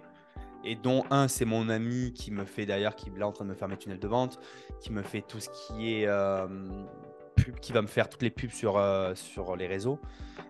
C'est que ma stratégie que je veux lancer, et je ne sais pas si c'est la bonne ou c'est la pas bonne, mais je pense que beaucoup de monde l'utilise, c'est faire de la pub, envoyer sur un lead, envoyer sur, voilà, sur un cadeau. Moi, là, c'est un e-book dans mon cas de figure. Ouais, Récupérer du ouais, mail. ouais, ouais. Et derrière, envoyer en faisant de l'email marketing et en faisant des tunnels de vente derrière. Comme ça, au moins, je peux vraiment Mm. automatiser parce que le truc que je déteste le plus dans mon métier actuel, Ouais. c'est littéralement le fait de toujours devoir aller à mon resto, faire mon nettoyage, Ah oui, oui. servir mon client, Ouais, ouais. nettoyer, enfin tout ça. Et à la fin, en fait, mes journées, alors je gagne de l'argent, hein. L'été, je fais à peu près 200 couverts jour. Je suis bloqué, je suis full 2 jours à l'avance. J'ai vraiment pas à me plaindre. Mais c'est quelque chose qui m'anime. C'est d'être, on va dire, beaucoup plus. Je ne saurais pas comment le dire, mais de plus être dans cette routine tout le temps, tout le temps, tout le temps. Si c'était moi qui tous les jours devais écrire à des gens ou aller taper aux portes, oh là là, je crois que déjà de base, je le ferais pas. Ça, Mm, ça mm, mm. me... Tu vois, moi, je parlais vraiment de débutant. Tu viens, c'est la première fois. Toi, tu as une entreprise, tu connais, tu as un peu de Ouais, budget, c'est c'est vrai. différent, tu vois. Mais quand tu J'ai déjà vraiment souffert. commences, voilà, quand tu commences, là, c'est pour ça que je parle aux débutants, ne casse pas la tête avec trop de stratégie. Action. Mhm. Simple, ok. En réalité, et la réalité, c'est quoi? C'est que tu dois présenter ton produit à un maximum de monde intéressé. C'est ça, ouais. C'est tout. Tu dois avoir ce seul objectif que ça. Que ce soit sur Internet ou en physique. C'est pareil pour moi. Tu vois. Mhm. C'est pareil. Mais tu dois te focaliser à ce que tu maîtrises. Est-ce que tu maîtrises le fait que les gens les achètent? Non, tu ne maîtrises pas. Ce que tu maîtrises, c'est que tout le temps, tu peux envoyer des messages. Et tout le temps, tu peux parler aux gens. Ça, c'est des choses que tu maîtrises. Plus tu en fais, bah, plus tu pourras peut-être pas faire des ventes. Mais après, vu que tu as de l'information, tu as de la data, tu dis, putain, mais quand je dis ce mot-là, comme par hasard, les gens, ils n'achètent pas. Tu réajustes. Et après, Ouais, c'est boum. ça. Et au fur et à mesure, ton discours, bam. Après, il va commencer à matcher. Et du coup, tu vends. Et là, tu peux créer un process. Tu recrutes d'autres commerciaux et tu crées le process. Physique ou en ligne, c'est pareil Ouais, ouais. dans le fond. Et Je suis après, d'accord, ouais. ça se vend. Ça se vend. Là, c'est vraiment débutant. Après, si tu as un peu de budget, tu as une expérience entrepreneuriale. Effectivement, une des manières pour aller très vite, c'est la publicité. Une des manières pour aller très vite, en fait, pour savoir est-ce que ce que tu proposes, il y a un impact ou pas, ou tu dois arrêter très vite. C'est la meilleure solution de Mhm. pub. J'envoie 1000 personnes sur une page et vois ce que j'ai fait. Ce que ça fait. OK, 1000 personnes sont arrivées. Combien sont inscrits en ligne? Combien ont regardé et combien ont acheté? Ça marche pas. Boum, tu changes d'audience. Enfin, franchement, je suis d'accord avec toi, c'est la manière la plus rapide. Mais après, tu vois, contrainte, il faut avoir du budget Ouais, quand c'est un même. budget, Tu ouais. vois. Et C'est un ça, budget. C'est un voilà. investissement, ouais. D'accord. Alors Voilà, maintenant, on va donc, parler de voilà. ta chaîne YouTube. Donc, tu as Rafiki, la scène. fait cette transition qui est très intéressante. À quel moment tu t'es dit, allez, il faut que je crée une chaîne? À quel moment tu t'es dit, YouTube, ça peut être un levier pour moi et pour mon business? Bah, ne voulais plus avoir des financements de l'État. Quand j'ai créé ce personnel branding, d'être. En fait, parce que je voulais devenir infopreneur, tu vois. Je dis, ah non, je veux faire comme les infopreneurs. Eux, ils ont des clients, ils payent cash, il n'y a pas l'État qui arrive, tu vois. Donc, c'est à partir de ce moment-là, direct, j'ai fait, vas-y, chaîne YouTube. Et moi, j'ai facilité avec YouTube. Parce que j'écoutais beaucoup de vidéos de motivation, j'apprenais beaucoup sur YouTube. C'était ma plateforme, en fait. Instagram, je connaissais pas, enfin, d'autres. Je connaissais que YouTube et c'était facile pour moi. Donc, du coup, c'est pour ça que j'ai créé directement sur YouTube. Et j'aime bien le montage vidéo, enfin, les vidéos, parce que j'ai fait du montage dans le passé. Donc voilà, c'était pour ça. Et voilà, après, je crée au nom de Rafiki Mentor et je fais mes premières vidéos. Et du coup, tu es en train de... Je fais mes premières vidéos. Aujourd'hui, tu es toujours donc, sur la chaîne, tu es seul à tourner, à trouver les sujets et à les monter? Ou maintenant, tu es un peu délégué? Non, non, non, non. Mon frère, le temps, c'est trop important. D'accord, dis-moi alors. Au début, non. Au début, je le faisais parce que voilà, j'avais pas forcément de budget pour déléguer le montage. Mais dès que je le pouvais, c'est la première chose, je l'ai délégué. Dès que je pouvais, tiens, j'enregistre, je t'envoie le rush, je veux ça, laisse-moi tranquille, je vois la version finale. Non, j'ai délégué et comment j'ai trouvé un des secrets, il faut suivre Loïc parce qu'il va venir interviewer des personnes qui vont vous donner plein de secrets. Et du coup, je suis parti à Madagascar. Madagascar, tu as des gens pas chers et qui font du. Après, il faut les trouver et qui sont dans le travail du montage. Tu vas voir que les montages que je fais, à 80%, ça a été fait par un Malgache. D'accord. Ah, mais souvent, Madagascar. il y a beaucoup de freelance là-bas ça marche bien. Exactement. Ils sont moins chers que nous et pour le même travail et ils en demandent plus. Ils sont là, et ils Ouais. sont beaucoup plus à l'écoute souvent que certaines personnes blasées qui croient tout savoir et ils veulent pas faire comme on veut nous. Donc c'est vrai. Et bizarrement, c'est un pays d'Afrique, mais ils sont digitalement très. Enfin, c'est bizarre. Tu vois, c'est un pays qui fait partie des pays un peu pauvres, mais digitalement, ils sont là. Ouais. Digitalement, ils sont là. Et je me rappelle une petite parenthèse sur le VTC. J'avais un client. Un jour, je le prends et je le dépose aux Champs-Élysées. Et ce client-là, c'était un Malgache qui avait un centre de community manager à Malgache, en fait. Ouais. Ah non, mais Et il se faisait trop d'argent. Je fais, ah ouais, ok, Madagascar. Donc voilà, c'est une petite équipe, enfin lui. Hein. Après, ce qui est bien avec ce genre de personnes qui sont à Madagascar, en fait, vu qu'ils sont vraiment dans le digital, dès que tu as besoin de quelque chose, ils peuvent trouver la personne. ils ont le contact. Ils ont le contact. Ah, j'ai besoin de rédaction et tu connais quelqu'un. Ah, si, attends, je vais voir et tout. Et du coup, des fois, je teste comme ça des rédactions et tout. Mais voilà, le montage. Les idées, c'est moi. Les idées, c'est moi. L'enregistrement, c'est moi. Mais le montage, la miniature, euh, c'était moi. Mais après, le Malgache, il était fort en montage, mais il n'était pas fort en graphisme. Et du coup, ce que j'ai fait avec lui, c'est une stratégie qui est intéressante que vous pouvez prendre. Je l'ai fait monter en compétences. Je dis, tiens, il y a une formation où je donnais des trucs, enfin, des trucs que je voulais. Et du coup, il faisait ça. Il le faisait. Je corrigeais. Je disais, je veux pas ça. Il refait. Non, je veux pas ça. Il refait. Non, je veux pas ça. Et du coup, après, à un moment donné, il m'a sorti une miniature. Je suis ah ouais, là, ça a de la gueule. Et là, c'est bon, il a compris. Même le montage, il a compris, tu vois. Même mes Ouais. shorts, c'est lui qui fait mes shorts. C'est lui qui fait mes shorts, mes vidéos YouTube. Et la même personne. Et qui fait mes vidéos, enfin, le visuel. Comment tu les trouves justement? Donc tu as celui-là, mais si tu devais chercher justement des personnes dans le Upwork. digital à Madagascar, comment? Upwork. Upwork. Upwork. Ah, je vais le regarder. Ouais. Ouais. Upwork, je vais Ouais, marquer. Upwork. Ah ouais. C'est là-bas que tu trouves tu as tout trouvé, des gens qui sont hyper chers, pas chers, mais tu peux trouver entre les deux. J'étais Et sur après, je te donne un 5euros.com, conseil. moi. Non, 5 euros, c'est trop limité. D'accord, Upwork, ouais, c'est c'est plus ça. international. Tu as des francophones comme Madagascar et là-bas, ils y sont, tu vois. Hmm. Et c'est là-bas que j'ai trouvé mon monteur. C'est là-bas. Mais après, dans ce que je fais, tu peux créer un projet. Tu crées un projet test, hein, et t'envoies ça à plein de monteurs. Et tu dis, voilà, il faut faire ça en temps de jour. En fait, je fais un projet test et je les note en fonction de la réponse rapide. Je les note en fonction du feeling et en fonction du montage qu'il a fait. Et celui qui coche les trois cases, c'est avec lui que, après, je donne une période d'essai, c'est-à-dire je donne, voilà, 10 vidéos à monter. Et si ça va, c'est bon, je lui fais tout, quoi.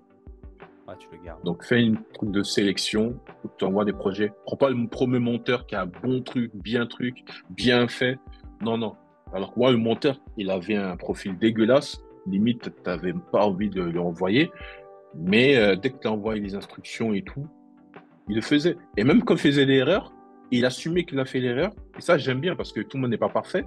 Et il rectifiait. J'ai fait non, lui, c'est bon. Ouais, c'est là. Je le sélectionne. Ouais. Donc, c'est là-bas Et, que euh, j'ai trouvé le monteur. et au niveau donc YouTube, YouTube dit monétisation. YouTube, est-ce que YouTube rémunère bien, selon toi, dans le business? Parce que je sais Mais que... j'ai pas de monétisation, moi. Ah, t'es pas dans la monétisation? Je croyais que c'était à partir de 1000 clients. 1000 abonnés. Non, Abonnés. non, non. Non, t'as oublié un facteur. 1000 abonnés plus 4000 heures de visionnage. D'accord, Et ok. j'ai pas 4000 heures de visionnage. Ah Visionnage. ouais, Durée de d'accord. visionnage. Et Donc, ah j'ai oui, pas. d'accord. Moi, je fais de l'argent sur YouTube. Ouais. Et bah alors du coup, c'est une thématique qui me plaît. Qu'est-ce que ça t'a rapporté? Beaucoup de monde quand même? Beaucoup de Pas beaucoup clients? de monde, mais des Ouais. personnes, des clients ultra qualifiés. Parce qu'en fait, YouTube, c'est quoi? C'est comme si les gens qui restent avec toi, qui sont abonnés avec toi, c'est vraiment des fidèles. Je sais pas si tu comprends. Et Mhm. quand tu leur offres quelque chose ou quoi, qui leur correspond, ils achètent sans réfléchir. Parce qu'ils te suivent depuis 6 mois, un an, tu vois.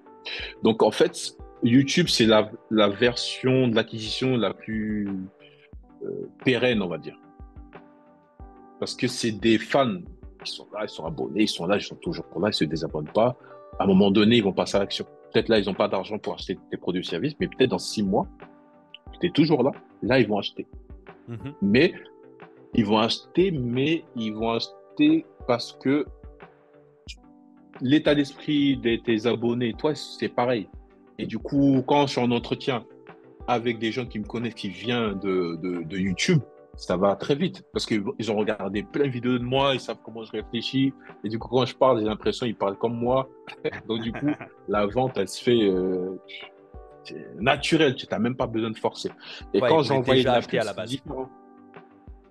Oui, parce qu'ils achètent la personnalité, tu vois. Et quand je fais de la pub à côté, c'est pas pareil. T'as des gens qui te connaissent pas vraiment, ils te posent trop de questions, ils savent pas qui tu es, des fois, tu vois. Donc, le taux de conversion, il est moins, ouais, voilà. Ouais, Mais t'as les deux plus, marchent, tu vois, parce qu'après, sur, ouais, sur YouTube, tu n'as plus à te justifier dans le sens parce que tu as déjà montré tes connaissances, tu as montré qu'est-ce que tu faisais. Et la personne, vu qu'elle t'a suivi depuis, voilà, comme tu dis, 6 mois, elle va se dire, moi, c'est avec lui que je suis prêt à m'investir du temps et que je veux vraiment à travailler. son Euh, expertise.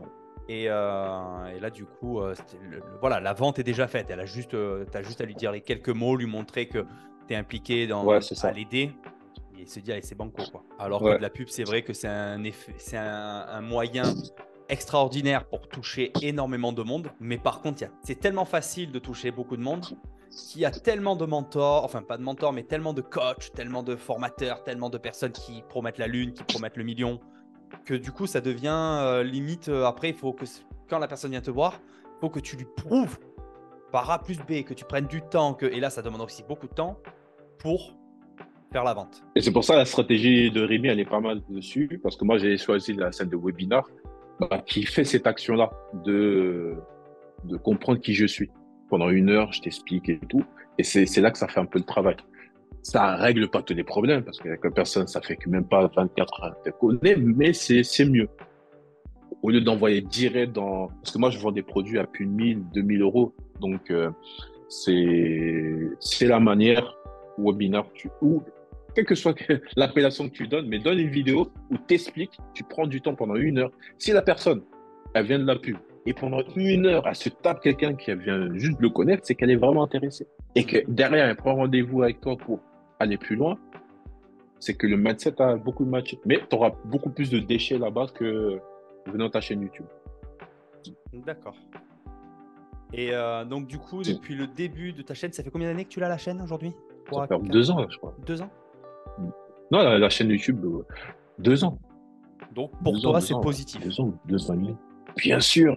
J'ai fait de l'argent, j'avais même pas 500 abonnés.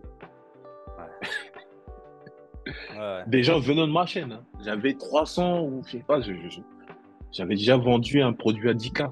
Et c'est ça le truc, c'est que des fois on te dit, ouais, crée ta chaîne et tout, vends des petits produits ou atteins les 1000 abonnés pour que tu commences à vendre. J'ai vendu 10K, 300 abonnés. Ouais, c'est clair. Donc, n'écoutez pas les gens, passez à l'action et avec vos informations, vous allez avoir les vraies informations. Les vraies. Les seules et importantes.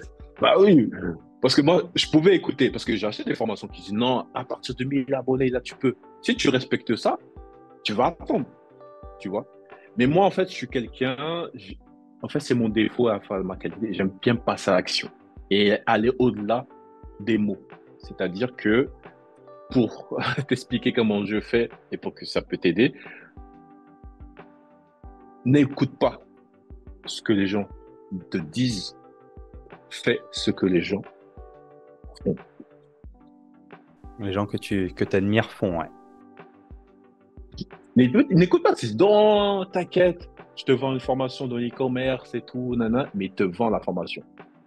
Ouais. Mais n'écoute pas ce qu'il dit, fais ce qu'il fait. Enfin, Ouais. fais ce qu'il fait. Et c'est là qu'il y a de l'argent, en fait. C'est clair. C'est là qu'il y a de l'argent. Il y a voilà un autre pour la sujet. chaîne. Il y a un autre sujet qui Oui, vas-y. est d'actualité dans mon cas. Ta visite à Dubaï, ta création de société à Dubaï. Ouais. Pour la petite anecdote, enfin pas anecdote, pour la petite histoire, c'est que avec ma compagne et ma fille, on aimerait aller vivre à Dubaï en janvier, donc dans 6 mois. Ah, bientôt. Ah, ouais. c'est bien ça. Et pour dire tout, on n'y est jamais allé. On fait une décision de vie sur. Ok, pour combien de temps? Pour déjà 2 ans. Enfin, on resterait pas 2 ans, on resterait pas ouais, l'année. Attends, tu vas directement. Ah, Ouais, ok, vas-y. On est chaud. Non, en novembre, en fait, on partirait 2 semaines. On irait déjà voir quelques quartiers qui nous plairaient et tout. Mais déjà en amont, on est en train de chercher des écoles pour elle. Donc, on aimerait aller dans l'école suisse, l'école internationale suisse, là. On a trouvé un quartier qui nous conviendrait, où il y a des amis à nous et qui y sont et kiffent et tout ça. À Dubai Creek Harbor. Ok. Donc, se prendre un petit 3 chambres, quoi. Un petit appart, ouais. Ouais, voilà, on veut qu'un appartement, on veut pas de maison ou quoi que ce soit. On a vraiment envie appartement avec tout le comment dire, tout le plaisir, salle de sport, tout compris, quoi. Donc ça, et on a plusieurs axes pourquoi on veut aller à Dubaï. C'est à la base, moi, il y avait 2 choix, c'était soit l'Australie, soit Dubaï. Pourquoi Dubaï? C'est parce que j'ai vraiment envie de lancer le business digital et je sais qu'il y a énormément d'entrepreneurs là-bas qui ont, voilà, on peut faire des réunions toutes les semaines, on peut rencontrer plein de personnes qui sont, voilà, comme je te dis tout à l'heure, à des steps au-dessus, mais vraiment, voilà, vraiment rapidement. Et j'ai besoin de ça, en fait, de me plonger dans cet univers. Voilà, une immersion totale, parce que moi, je suis à la Cadière d'Azur, dans un petit village de 4000 habitants dans le sud de la France. Et entrepreneur digital, il y en a, mais c'est très difficile de les connaître, de les aborder, de les trouver. Parce que voilà, tout le monde. Alors que là-bas, ça paraît beaucoup plus simple, on va dire. Tu as beaucoup plus une communauté ouverte. Et ça, on voulait que notre fille elle parle l'anglais totalement. Ouais, ouais, Elle parle déjà ok. brésilien et français. Voilà, après, il y a la Ok. sécurité, il y a la fiscalité, il y a pas mal de trucs qui rentrent en compte. Il n'y a pas de grosses araignées qui sortent de l'espace, hein. Non. En Australie, Ouais, en t'as Australie, des c'est. spécimens. Mais ça serait un rêve d'aller là-bas aussi parce que du coup, c'est complètement à Ouais, l'opposé en termes de philosophie. Justement, c'est beaucoup plus chill, c'est beaucoup plus. Voilà, tu te poses, tu vas. Nous, ça serait pour se caler sur Byron ou ou comment dire, sur Brisbane. Donc voilà, bon, bref, ok. c'était la thématique. Ouais. Et dis-moi un petit peu ton expérience à Dubaï. Ah, nous, Dubaï, on est parti en vacances avec ma mère et ma belle-mère et ma femme et mes enfants. Une petite équipe. Et on est parti, voilà, pendant un mois là-bas. Et nous, on est musulmans, donc c'est un pays qui nous va très bien, tu vois. On se sent très bien. Et on voulait tout simplement vivre là-bas. Et quand on est parti en vacances, ça a validé le truc. Donc moi, je suis parti en vacances. En même temps, j'avais déjà l'idée de créer la société. Et de toute façon, j'avais déjà eu des rendez-vous avant de me déplacer avec des personnes qui créent des sociétés. Et voilà, je suis parti là-bas en vacances et en même temps créer ma société. Et j'étais obligé de créer ma société. Et comme ça, j'ai la ID card et qui me permettait d'avoir les visas pour ma famille aussi, grâce à la société que j'ai ouverte là-bas.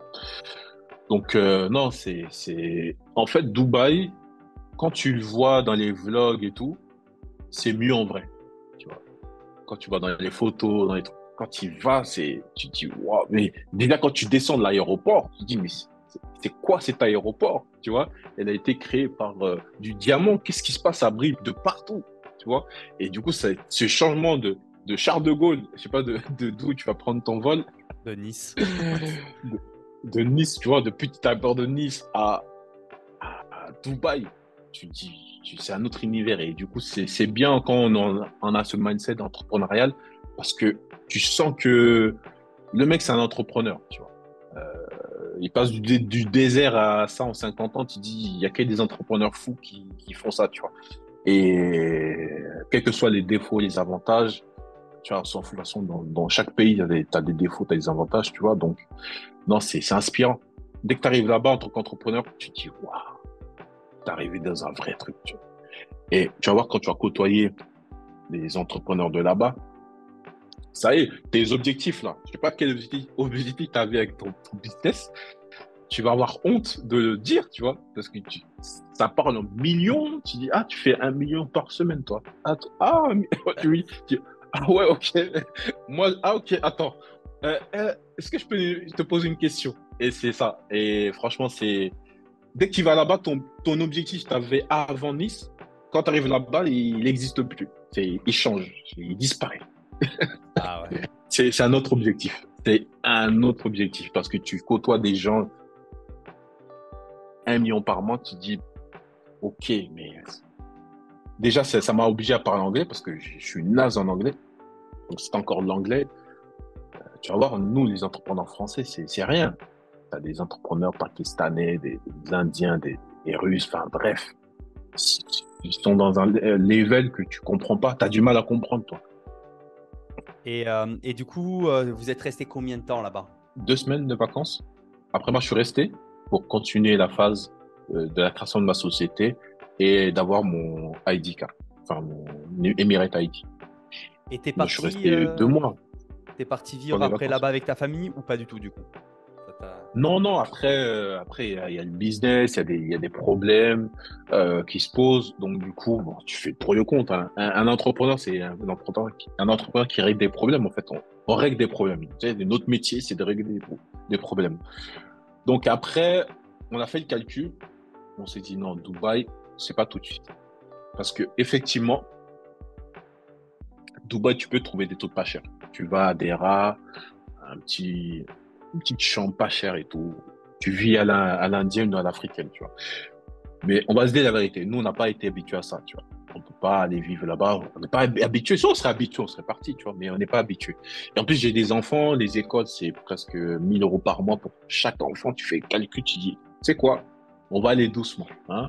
Moi, je suis famille nombreuse. Donc, du coup, on s'est dit, d'abord Maurice. pas une très Maurice, c'est nombreuse. très bien. C'est moins avancé technologiquement, service que Dubaï, mais c'est paisible. Éducation des enfants, c'est trop bien. Tu as des infopreneurs aussi qui sont là. C'est organisé. T'as des gens qui sont là, tu vois.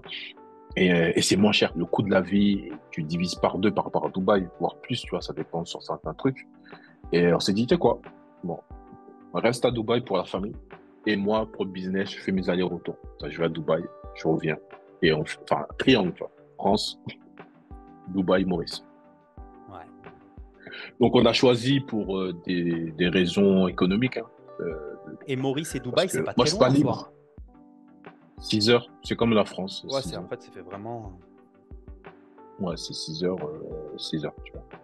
Donc, moi, je suis pas, en fait, je suis indépendant financièrement, mais je suis pas libre. Il y a une différence entre indépendant et libre. Indépendant, c'est que je peux faire de l'argent tout seul. Tu vois, je suis indépendant financièrement, je gagne, je sais faire de l'argent tout seul. Mais libre, c'est-à-dire que tu as assez de moyens pour arrêter de travailler. Ouais, ouais. Pour ne Ouais, pas être actif, en fait, dans la recherche d'argent. C'était libre et c'était revenu passif qui finance ta vie.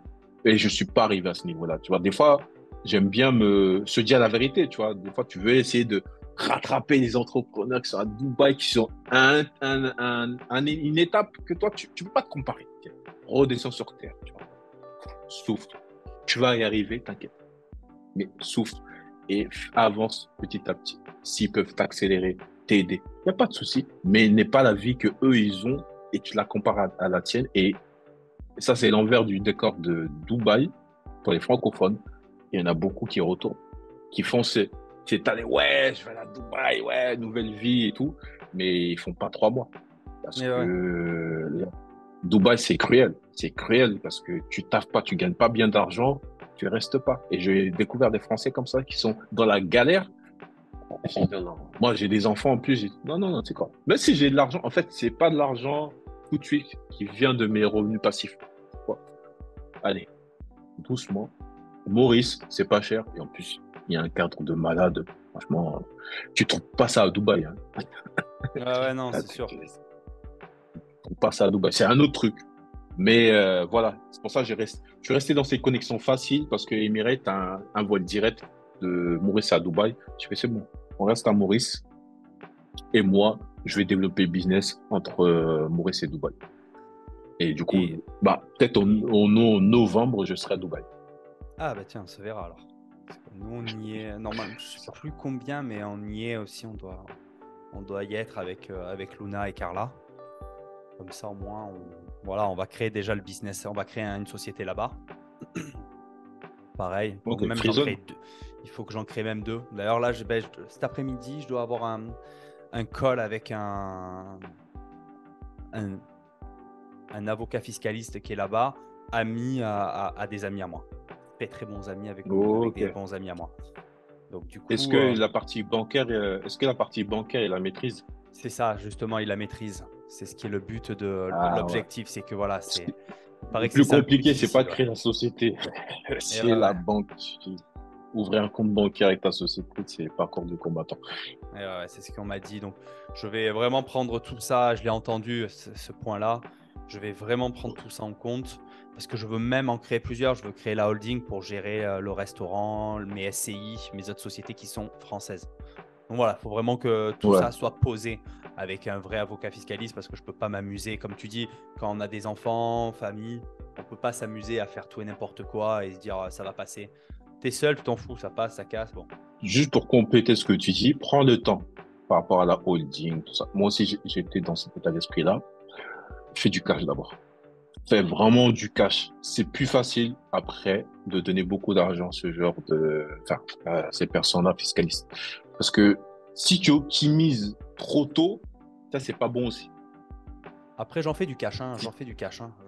Avec le restaurant, tu tout fais des ça. millions, Ah non, je parle pas de millions, mais en salaire, je fais des centaines de milliers. Ouais. ouais, non, en fait, moi, j'ai fait l'erreur. En fait, tu sais, l'erreur que j'ai fait, parce que tu vois, avec mon centre de formation, on faisait un demi-million en réalité. Tu vois, Moi, je parle en 500 salaire, hein, 000. pas en chiffre d'affaires. Hein. Ouais, ouais, ouais, tu vois. Et en chiffre d'affaires avec le partenaire, parce que j'ai pas précisé, on était associés, enfin, on était en sous-traitance. Donc, du coup, avec ça, on frôlait le million à chaque fois, tu vois. Et dans l'optimisation, il faut avoir du cash. Pour moi, tu es obligé d'avoir du cash et d'aller au moins le million. C'est simple, l'optimisation. Mais si tu es entre les deux, tu es entre ric-rac, bon, après, ça dépend de ce que tu as, mais moi, j'aime bien, enfin, avec le recul, dès que tu commences à faire millions, c'est plus facile. Mais quand tu es trop juste, tu vas voir, il y a des frais que tu ne vois pas, qui vont prendre beaucoup d'argent. Tu sais pas, en fait. De Et quoi? Tu parles qui des risquent. frais bancaires, tout ça à Dubaï, c'est ça que tu parles? Non, en fait, pas des frais, des frais imprévus que tu ne vois pas. En fait, quand tu es avant l'optimisation, il te dit, ouais, il y a ça, ça, ça, ça. Mais quand tu vas te mettre dedans, tu sais, il y a des petits frais même de la vie, des trucs que tu penses pas, tu vois, qui vont se rajouter, des imprévus bancaires internationaux. Tu vas faire une banque. Tu pensais que le virement entre tel pays, c'était simple. Mais en fait, ça passe là-bas, ça monte ici, ça monte là. Et en fait, le virement, il arrive que dans 2 mois. Et ton cash flow, tu dépendais de ça pour vivre. Très vite, tu restes coincé, tu vois. Et c'est des petits détails qu'on voit pas, en fait, quand on est avant et qu'on voit qu'on est à l'intérieur. Tu dis, ah non, pour vraiment faire de l'optimisation, vraiment, fais-le quand tu as du vrai cash. Parce que là, tu es tranquille. Mais quand tu es à la limite, tu peux, mais tu es un peu fragile, quoi. Ouais, je comprends. Et moi, tu vois, avec le recul, j'ai dit non, si vraiment je prends des avocats qui vont m'organiser un truc, au minimum, il faut que j'ai 1 million de cash net. C'est même pas chiffre d'affaires, c'est cash net. Là, c'est bon. Là, tu es tranquille. Tu peux, tu vois. Ça, c'est mon avis à moi. À partir du million net, là, c'est intéressant d'avoir une bonne boîte d'avocats qui te gère tout, tu vois. Après, moi, ça restait dans mon optimisation, ça restait simple. C'était beaucoup plus juste une société mère où mes revenus français, au lieu d'être imposés en Qui URSSAF remontait, et en ouais, impôts qui remontait. personnels, quand on fait plus Ouais, de ouais. 100 000 ou quoi de salaire, ben, entre la société et ton impôt, ben, c'est ce que tu payes Ouais, quasiment ouais. double, hein. Donc, du coup, Ouais. je me suis Si dit, ça reste simple, ça va. Mais si ça reste dingue, tu crées des trucs, non, des alors là, il y a vraiment. sous-audits, des éphémères. Je te dis, en tout cas, moi, je suis pas arrivé à ce niveau-là. Ouais, non, moi je ne suis pas du tout dans cette optique. C'est vraiment très simple. C'est une société mère où tu envoies juste l'argent. En fait, c'est une convention de trésorerie. Et Ok, voilà. ouais, Et si tu habites ouais, dans le ouais. pays en Ok, plus, c'est de l'optimisation fiscale, quoi. C'est pas. Bref, ok. on s'égare. Non, mais c'est Non, très mais c'est important parce intéressant. que Ouais, c'est intéressant de. l'expérience fait que des fois, parce que ça, tu peux avoir les engouements, tu vas sur Internet, ouais, il a créé sa holding et si, mère, fille. Des fois, il y a des mecs qui s'attardent sur ça et ils gagnent, ne serait-ce qu'ils commencent à gagner bien de l'argent, à partir de 200K, 500K, et ils se mettent directement dedans. En fait, c'est même 500K, c'est pas assez, Mhm. en réalité, pour avoir ce genre de vie d'organisation, tu vois. Et des fois, il y en a qui se mettent dedans et ils se mettent tout dans les frais avocats, frais bancaires, création de structure et ils fondent leur marge comme si c'était au soleil, en fait. Alors que ça ramène pas de l'argent. En fait, Ça économise, ça te fait permettre de pas en perdre. je suis pas sûr parce que vraiment, je vois au niveau. Rien que stratégiquement, on parle fiscalement. Avoir une holding sur plein de points, c'est très, très, très avantageux. Par exemple, rien que dans l'immobilier. Simplement, même si tu gagnes que 100 000, rien que dans l'immobilier, si ces 100 000, tu n'as pas besoin de les avoir en tant que salaire et pas te faire défoncer en Mmh, impôts, en quoi que ce soit, mmh, tu les envoies dans la société, tu le réinjectes dans une SCI ou quoi que ce soit, mais en fait, tu payes 5% d'impôts par rapport juste à la convention de ouais, ouais, trésorerie ouais, et c'est bon, ouais, en fait. Alors que si tu te ouais, l'avais passé en termes de salaire, bah, tu aurais payé 45% d'URSSAF là-dessus. Donc la société ouais. aurait payé 45% en plus de tes 100 000, donc ça fait 145 000. Plus sur ces 100 000, tu dois payer 30%, on va dire, de flat tax, d'impôt, on va dire presque impôt Oui, perso, flat tax, oui. impôt, voilà. Oui. Donc en gros, sur ces 100 000, il te reste 70 000 et toi, tu as payé 145 000 réellement. Mmh, Tu as mmh, payé mmh, mmh. 75 000 à l'État, tu as 70 000 qui te restent dans ton compte pour te payer ton bien immobilier. Alors que il te serait resté 95 000 si tu étais passé par la holding. Ça peut être intéressant. Par contre, avoir une holding juste pour avoir une holding, pour dire que tu as une holding, là, je comprends que c'est complètement inintéressant. C'est vraiment une question de… Toi, là, aujourd'hui, tu es peut-être dans un pays où fiscalement, c'est très intéressant. Et deuxièmement, tu as Attention, ta je suis société. fiscalement en France, hein. Je Tu suis payes tes fiscalisé en impôts en France. France? Oui. Purée. Ah, Mais tu veux que je du te coup, donne le secret? mais vu que tu payes tes… enfin, T'as combien d'enfants là? j'en ai… Ah ouais, d'accord, ok. J'en ai une et encore, c'est ma belle-fille réellement. C'est ma belle-fille. Donc moi, en gros, j'ai une part au niveau des c'est moi. Je suis ni Bon. marié ni enfant. Fais beaucoup d'enfants. Fais beaucoup Ouais, non. d'enfants et tu verras que des fois, tu fais des calculs. Tu dis en fait, non, fiscalement, je préfère encore rester en France. Ouais, non, je comprends. Et, Mais moi, dans mon j'en cas ai de 4, figure, donc ça. Ouais. c'est vrai que je me fais désosser. Je me fais désosser en ce moment. Ouais. Non, mais t'as raison et ce point-là, t'as tout à fait raison. Et ce que je voulais vraiment dire pour que les gens ils comprennent ce que t'es en train de monter, ce qu'on monte, c'est pas pour gagner de l'argent, c'est pour le préserver ou pour pas en perdre. Ce qui fait gagner de l'argent, c'est ton business. C'est ça qui alimente ta holding et tout le process en Mhm. réalité. Tu vois. C'est pour ça que j'ai dit ce système-là ne te permet pas de gagner de l'argent. Ton business fait gagner de l'argent. Et ce que tu mets à côté va soit L'optimiser. le fructifier, soit ne pas en perdre, tu vois, parce que tu Ouais, ouais. payes trop d'impôts, ceci, cela, tu vois, mais pas mélanger, tu vois. Donc, gagner de l'argent véritablement, et là, après la suite, vous inquiétez pas. Oui, Il y non, c'est aura sûr que comme ça, là, ça fait appel. comme tu dis, ça serait complètement bête de juste si tu veux gagner, tu dis, oh putain, je paye 3 000 € à l'État d'impôts et d'URSSAF, je vais mettre une holding pour moins payer, mais qu'à la fois, tu payes ton comptable, tes ci, t'es là, les conventions de La trésorerie, c'est banque. encore un truc, la banque, Mm. et en fait, à un moment donné, tu te dis, mais je perds plus d'argent, en fait, j'ai pas gagné, il y a plus de soucis, et juste, je donne plus, quoi. Donc oui, non, je comprends que ça sert à rien de… Allez, je fais ma petite année. Ah, allez petit à petit, voilà. Allez petit à petit, vous allez voir pour la structuration. Mais votre priorité numéro un, c'est faire du cash. Priorité numéro un. Comme le livre One Thing. Tu l'as One lu, le livre Think. One Ouais, Thing? ouais. Je l'ai pas fini. Je l'ai, mais je l'ai. Voilà. En gros, pour résumer le livre, c'est en ayant beaucoup d'argent que vous allez créer la vie que vous voulez. Ouais, ouais. Les optimisations, tout. Donc, focalisez-vous à 99% à ça. Après, tout le reste sera facile. Tout le reste sera facile. N'essayez pas d'avoir les deux. Dès que tu commences à gagner de l'argent, allez, vas-y, j'optimise, je fais des trucs. Non, va. Parce que dans son livre, il explique un homme comme ça, pendant la moitié, ses 10-15 ans de vie, il s'est focalisé à faire de l'argent. Il a dit une seule pensée, je fais du cash pour faire de l'argent. Et dès qu'il a atteint l'objectif, là, boum, il aide les gens à les inspirer, à donner l'argent aux associations. Et là, il passe en mode aspiration. Tu vois. Mais une pensée. Là, aujourd'hui, vous ne pouvez pas vous permettre de être sur plusieurs choses en même temps. Non, là, aujourd'hui, vous devez faire du cash. Faites du cash d'abord, du bon cash. Après, le reste sera facile à mettre en place. Et surtout votre vie, quoi. Mais voilà, après, vous allez certainement faire des erreurs. Vous allez apprendre des erreurs. Du moment que vous avez un bon mindset, c'est pas grave. Mais c'est ce que je vous dis, vous le faites pas, c'est pas grave. En fait, moi, c'est les erreurs. Passe à l'action, c'est le plus important. Et passe à l'action, c'est le plus important. Bon, super, ça c'est.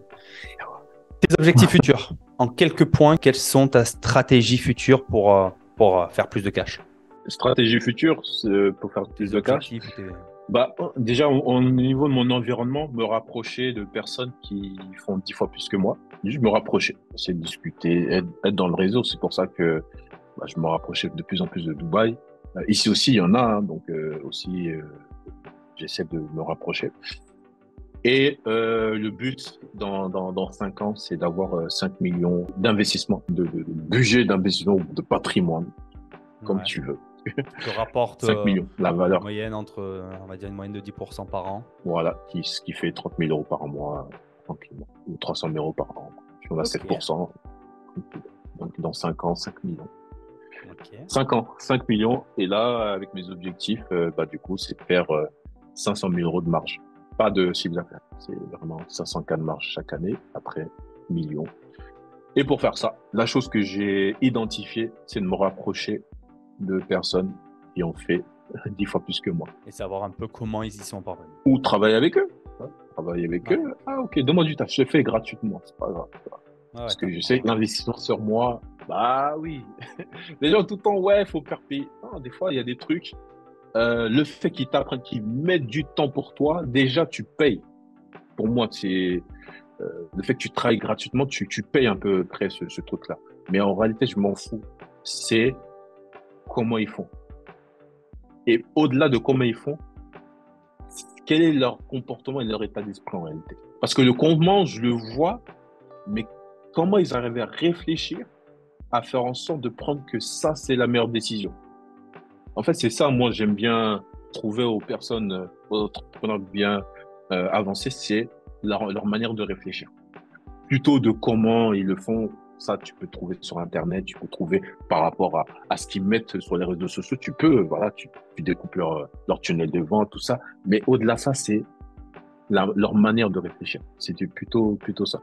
Je sens que tu vas y réussir. Je sens que tu vas réussir à faire ça. En tout cas, J'ai pas le choix. J'ai merci pas le beaucoup choix. pour ce temps. Merci beaucoup pour cette interview. Merci beaucoup pour nous avoir partagé toutes ces infos. Si tu avais un dernier point que je n'ai pas abordé, un truc que tu as envie de dire, qu'est-ce que ça serait? Ce serait Même dans que tu as votre dit, vie. hein. Ouais, dans votre vie, mettez la méthode TACA La méthode en TACA. place. Oui. Raconte-nous qu'est-ce que c'est la méthode TACA parce que là, je suis perdu. TACA, le T comme temps, A comme action, non, attends, T, A, C, A. Utilise les temps des autres, l'argent des autres et les compétences des autres. Autre, c'est le dernier A. TACA, temps, argent, compétences des autres. D'accord.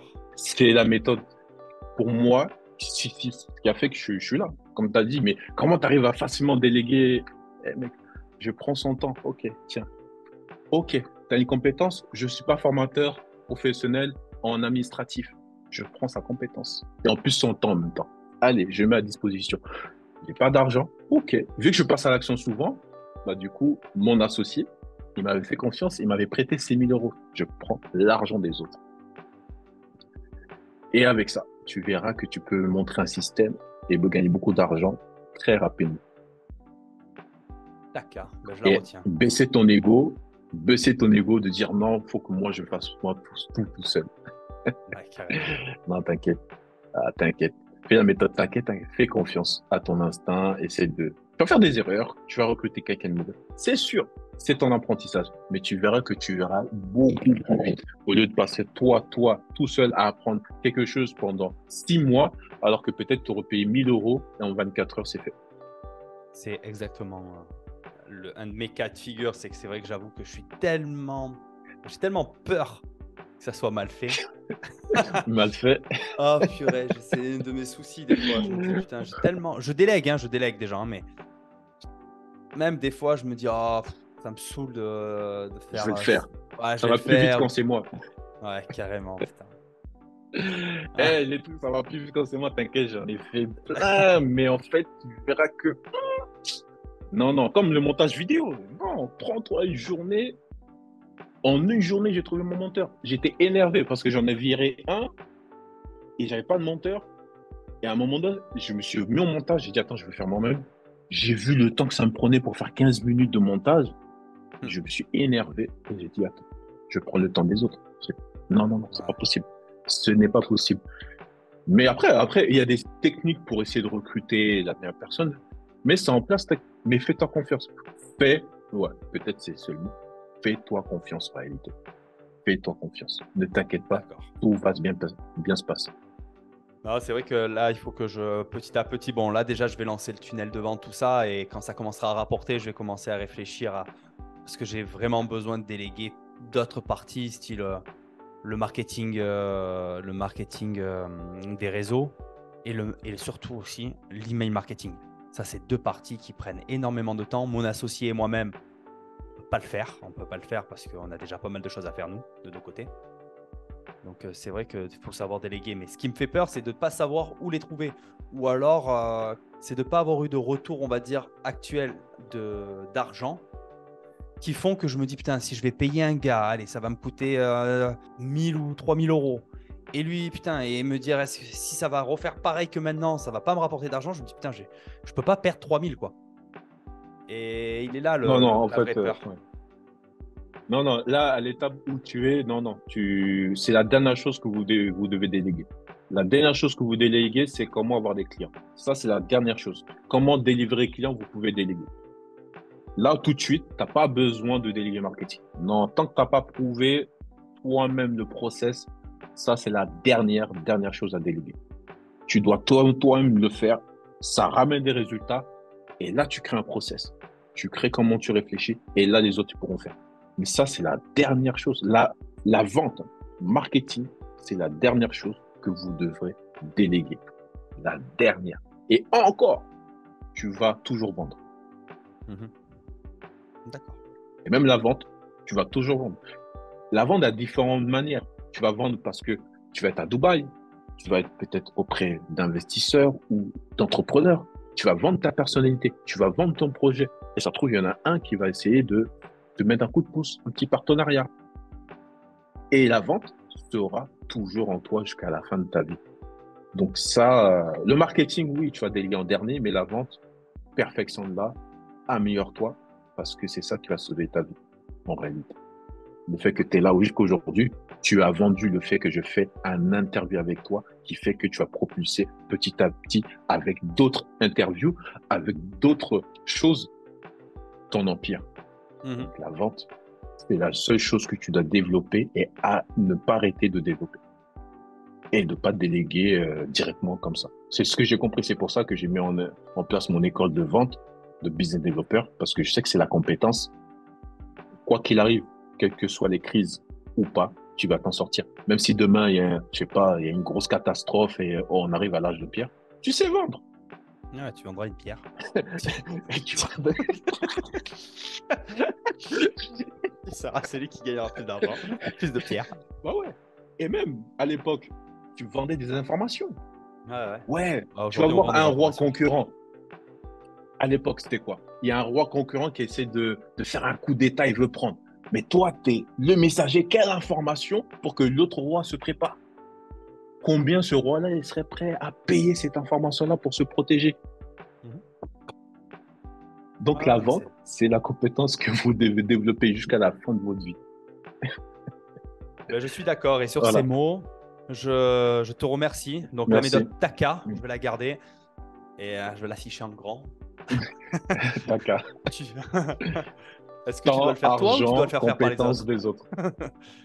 Donc, non, je suis d'accord. Et merci beaucoup pour ce moment. Merci pour tout ça. Et on se retrouve à Dubaï en novembre. À Dubaï en novembre. Allez. Allez, ciao, ciao. Allez, ciao. Merci.